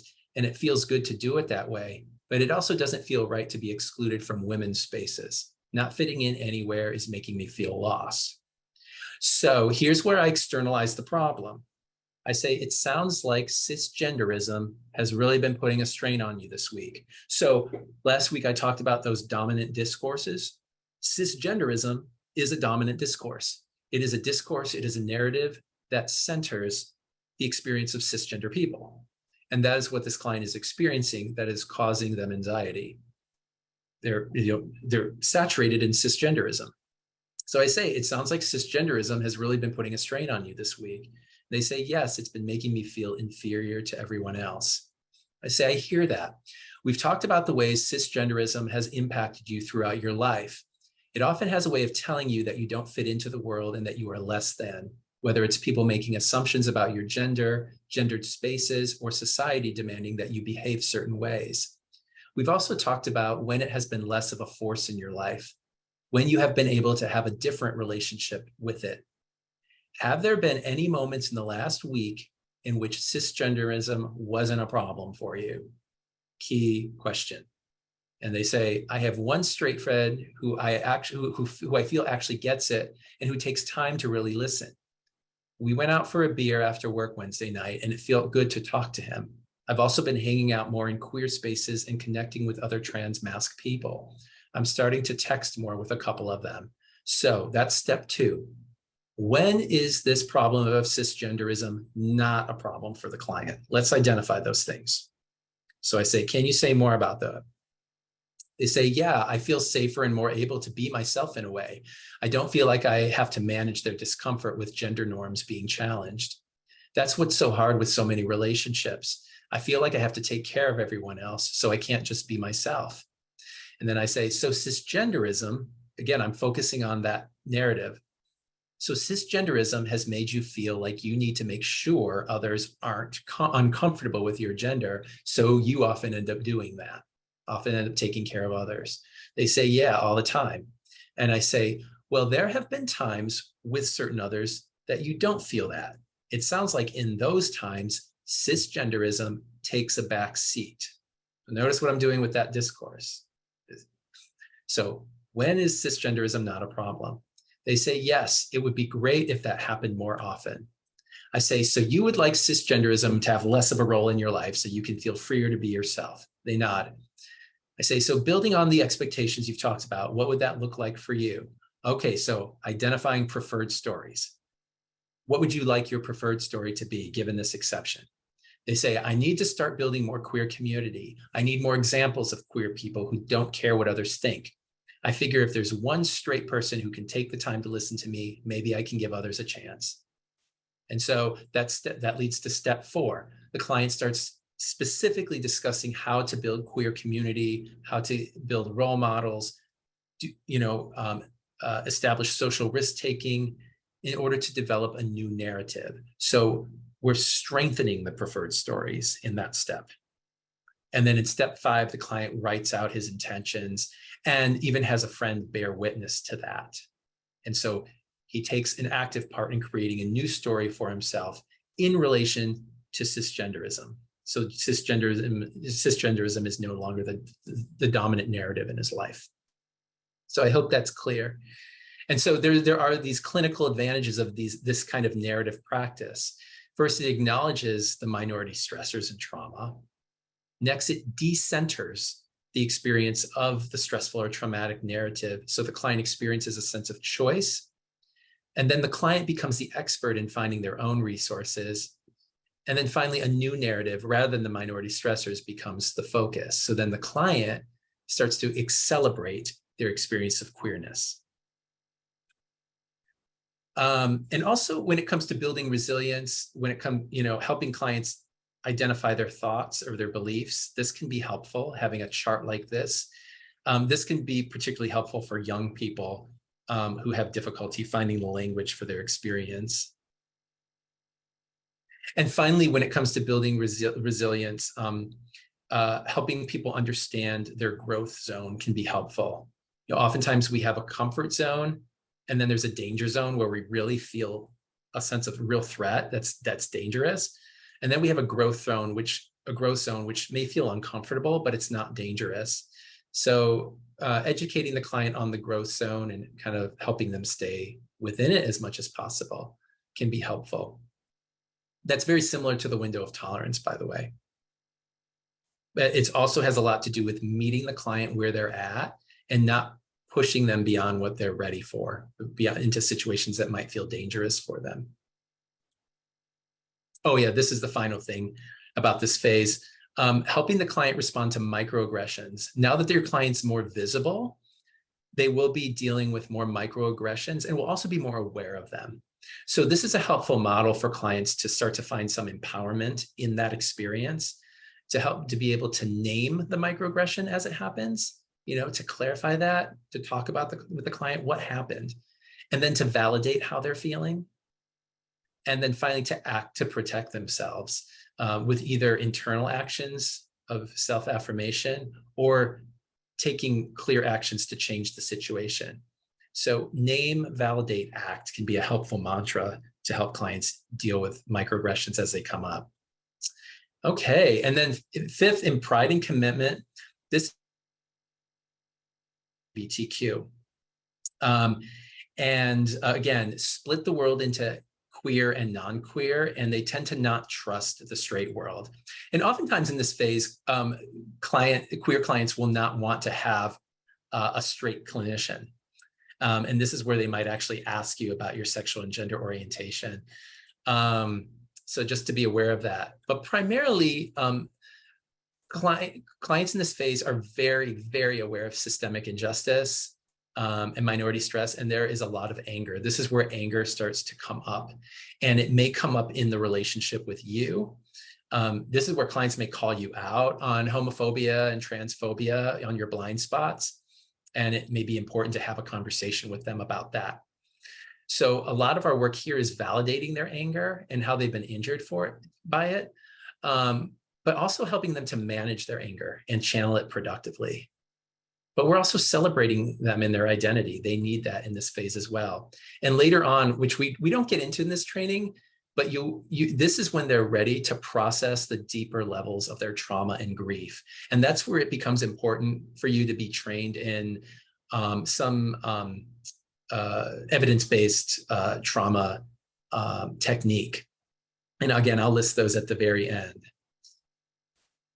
So when it comes to managing and channeling anger, a lot of times anger gets channeled into one of these 4 roles of social change when it comes to the awareness of social injustice. And these roles have strengths and they have drawbacks.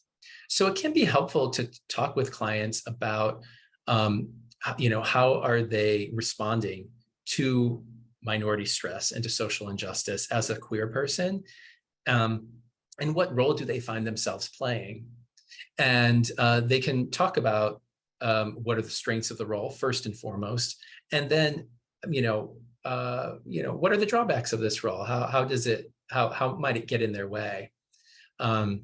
So Kevin, for example, became an organizer. He became very, very involved in support groups and organizing them, and really kind of channeling his awareness of injustice into that, and was really great at it. It became quite a leader, but also started to experience burnout. So we kind of had that conversation in this context here. And so clients will start to, in this phase, probably more than ever, start to discuss the injustices that are affecting them. And so we can start to talk, validate their experience, and also start to make room to talk about empowered ways to address these difficult socio-political situations. And this is where it becomes important for you to know what's going on in the political landscape, so you can talk about these things with clients as they come up. So ultimately, we want to, like I said, validate their anger, absolutely. And then also help coach them towards more empowerment. So clients may come and talk to you in this phase about things that, piss them off, that really make them angry. And maybe maybe they were misgendered, or they've encountered a situation outside of your office that they need to talk about. So it's important to first identify what was the injustice or the minority stressor that was harmful for them. And then invite the client to talk about their thoughts about that situation or the person that they're having a difficulty with. And then what are the feelings that come up with them, and make sure you validate those feelings. And then once you've made space for that, see if there are thoughts that might help them to reframe the situation in a more empowering direction. So how might they be responding to the situation that disempowers them? How might they be able to channel their anger in a way that is more empowering for them and their community? And talk about feelings and interactions they would like to have in such situations in the future. So this can be a very helpful model for helping your clients in this phase move through that, and starting again to be more empowered in their experience. And with that, you can move into teaching the communication skills, which you've probably learned before, but this just reiterates them, using I statements to talk about their experience and to get their needs met. Self-regulation skills to stay calm in conflict, and being able to express their feelings in an effective and productive way, and focusing on solutions. And this might come with practicing in role plays. So when they have experiences, when they have difficulties in relationships with family members, with coworkers, with people on the street, with anybody in their life, going through this process with clients and eventually doing role plays can be very effective. The goal is to help them manage the high level of distress they're feeling now that they're aware of the social injustice, the minority stress, so that they can get to a place of now being able to process their trauma. Usually at the tail end of this phase, they're able to get into processing those old wounds. And I've listed here some techniques that it can be very helpful to be trained in. These are all evidence-based. EMDR, somatic experiencing, sensory motor, brain spotting, and internal family systems, which I've referenced. I've put some reference on most all of these. They can all be very helpful. I've spent most of this training really focusing on, building relationships with your clients and helping them resource, which is the first part of trauma work. And the next part is helping clients process through the trauma, right? So that they can release it from their bodies. And these are the strategies that will help you do that. And once you've developed these other skills, the ability to form a safe relationship with your client and to identify their phases of development and to resource them through these other phases, then you and the client can be ready to do this deeper trauma processing. And along with the trauma processing will be a processing of grief, of relief, of releasing the deep emotional pain of those exiled younger parts. You know, there's a deep pain associated with, you know, never getting to have the childhood that you wanted, never getting to be the girl or the boy that you wanted to be, or to really fully be your full sexual or gender self. So that will come along with this processing. And finally, phase 6 is synthesis and integration. This is where the client is integrated, right? They've probably dealt with a lot of their trauma at this point. They've come to terms with a lot, and they're able to basically move about the world pretty freely. And there may be clients like this in your practice who don't necessarily feel the need to address anything LGBTQ related. Although there may be minority stressors that still are relevant to them, and they may bring those in, but their activation level, will not be as high. They will be more emotionally regulated and will have a wide window of tolerance. So once again, clients in this phase will have the widest window of tolerance, the greatest level of psychological flexibility, and the greatest harmony between parts. So the treatment needs at this phase are to continue helping the client explore areas where it's still challenging for them to be queer, helping them process feelings around emotional stressors as they are relevant and continue to impact the client, focus on issues that are non-LGBTQ related, certainly. And this is also important. The client should have permission to re-engage in earlier stages of identity development. Like the example I gave earlier of the lesbian who, wants to re-explore her sexual identity. Maybe if she's attracted to a man, that there's permission to re-engage in that. Okay, so they can kind of go back to, tolerance or exploration, for example. There's room for that. And there's the model again. And that brings me to close to the end with Kevin, who we finally ended up in synthesis and integration.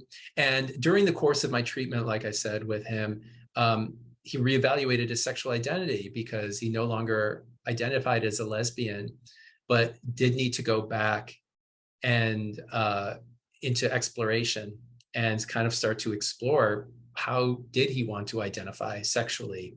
And once we got to phase 6 with Kevin, I kind of moved through the process until he got to an acceptance phase of identifying as queer and got into a relationship with a non-binary partner and has since ended treatment, but is now, I'm happy to report, very, very happy and well-adjusted in his life, has a very successful career, relationship, and now kids.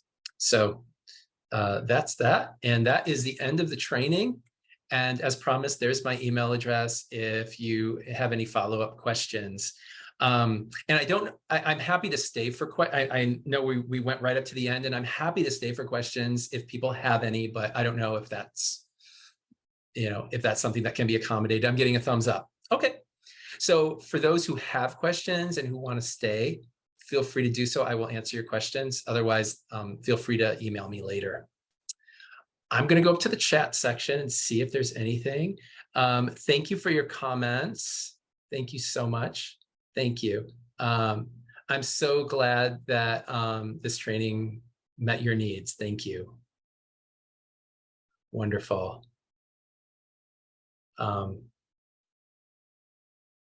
Okay. I did see someone asking about you reviewing, writing a letter, I believe. Let me see if I can find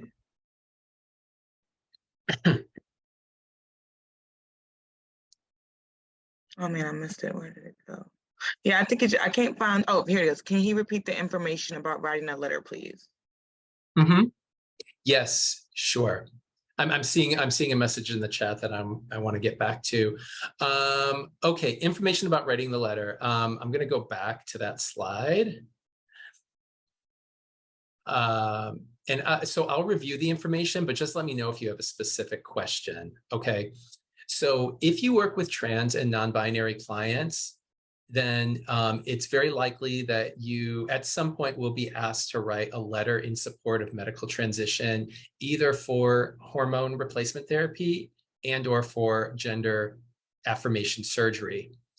It depends on the area of the country you live in, but where I live, letters are not needed for adults who want hormone therapy. An adult does not need a letter. Children do, but not adults. But you may live in a part of the country where adults will need that. So you want to be prepared to write a letter. Again, know your local system, because different parts of the country and different clinics require different things. So know what your the insurance in your area requires, and know what the clinics and the doctors in your area require. But generally, it's good to know the standards of care when you write a letter. And these are the standards of care set about by WPATH, they're the main body who determines treatment standards for trans clients. Okay, and these are the standards of care that you want to pay attention to when you're assessing a client for medical transition readiness. Keep all of these things in mind. These are for your adult clients. Now, there is additional training on the standards of care. I think I've provided those for you in my handout. So if you really want a deeper dive into the standards of care and to know them, I would recommend one of those trainings. You can also access the standards of care for free on the WPATH website.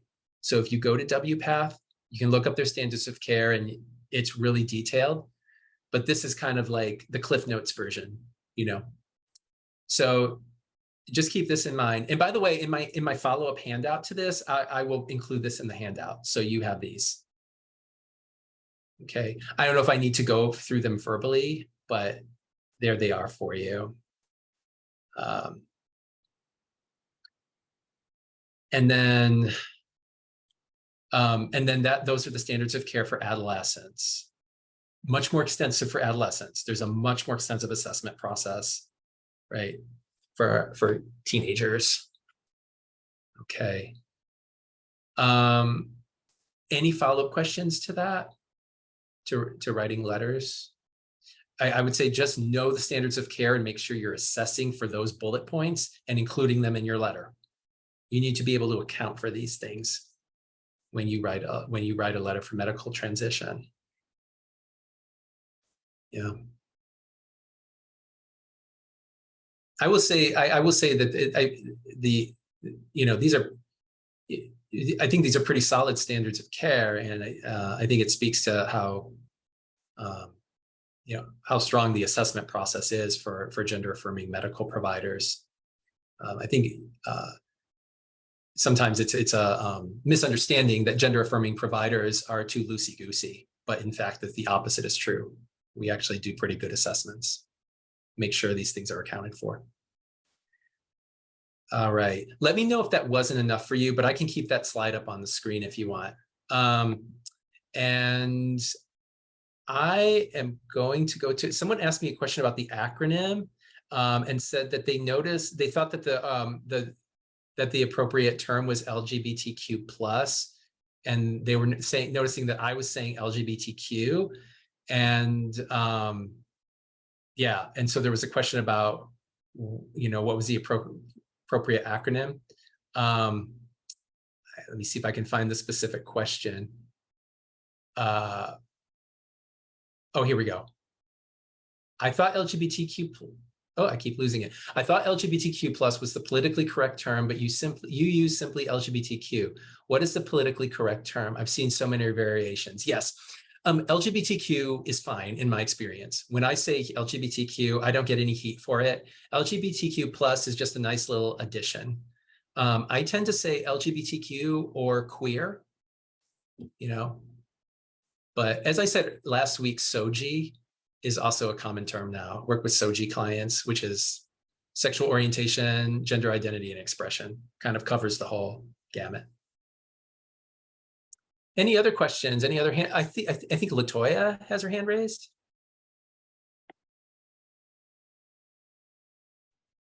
Yes, I do. First, I want to say great presentation. I really appreciate the information that you shared. And then two, I wanted to know when will the handouts be available to us? Next week. I'm going to get them out as soon as next week. Okay. Yeah. So part two. Yeah. Part one. I think, well, Shanice, you can speak to part one, but part one, I've passed on to Shanice. You should get those soon. And part two, I'm going to get to Shanice as soon as possible next week. I'll just transfer this information onto an information sheet so you can have all this for your reference next week. Thank you so much. Thank you both. You're welcome. Yes. And if you have not dropped your email into the chat, go ahead and drop it so I can make sure that when Erin sends it, I will distribute them. Okay, thank you. Any other hands raised? I'll go into chat one more time. Great feedback, really great feedback so far, Erin. Yeah. I am so glad this has met your needs. From what I'm hearing, this met your needs. And that's always my main concern. Did this meet your needs? Did you get what you wanted from this training? So that I'm so glad to know that. And also I'm open to feedback. If you think you could have benefited from something else being in this training, let me know. Yes. Please, I put Erin's email back in the chat. You also have my email. Thank y'all so much for attending this wonderful training and enjoy your Friday. Thank you so much, Erin. Thank you, everyone. Thank you, Shanice, and thank you, everyone, for coming. Thank you so much for caring about this community. Absolutely. Thank you. Have a good weekend.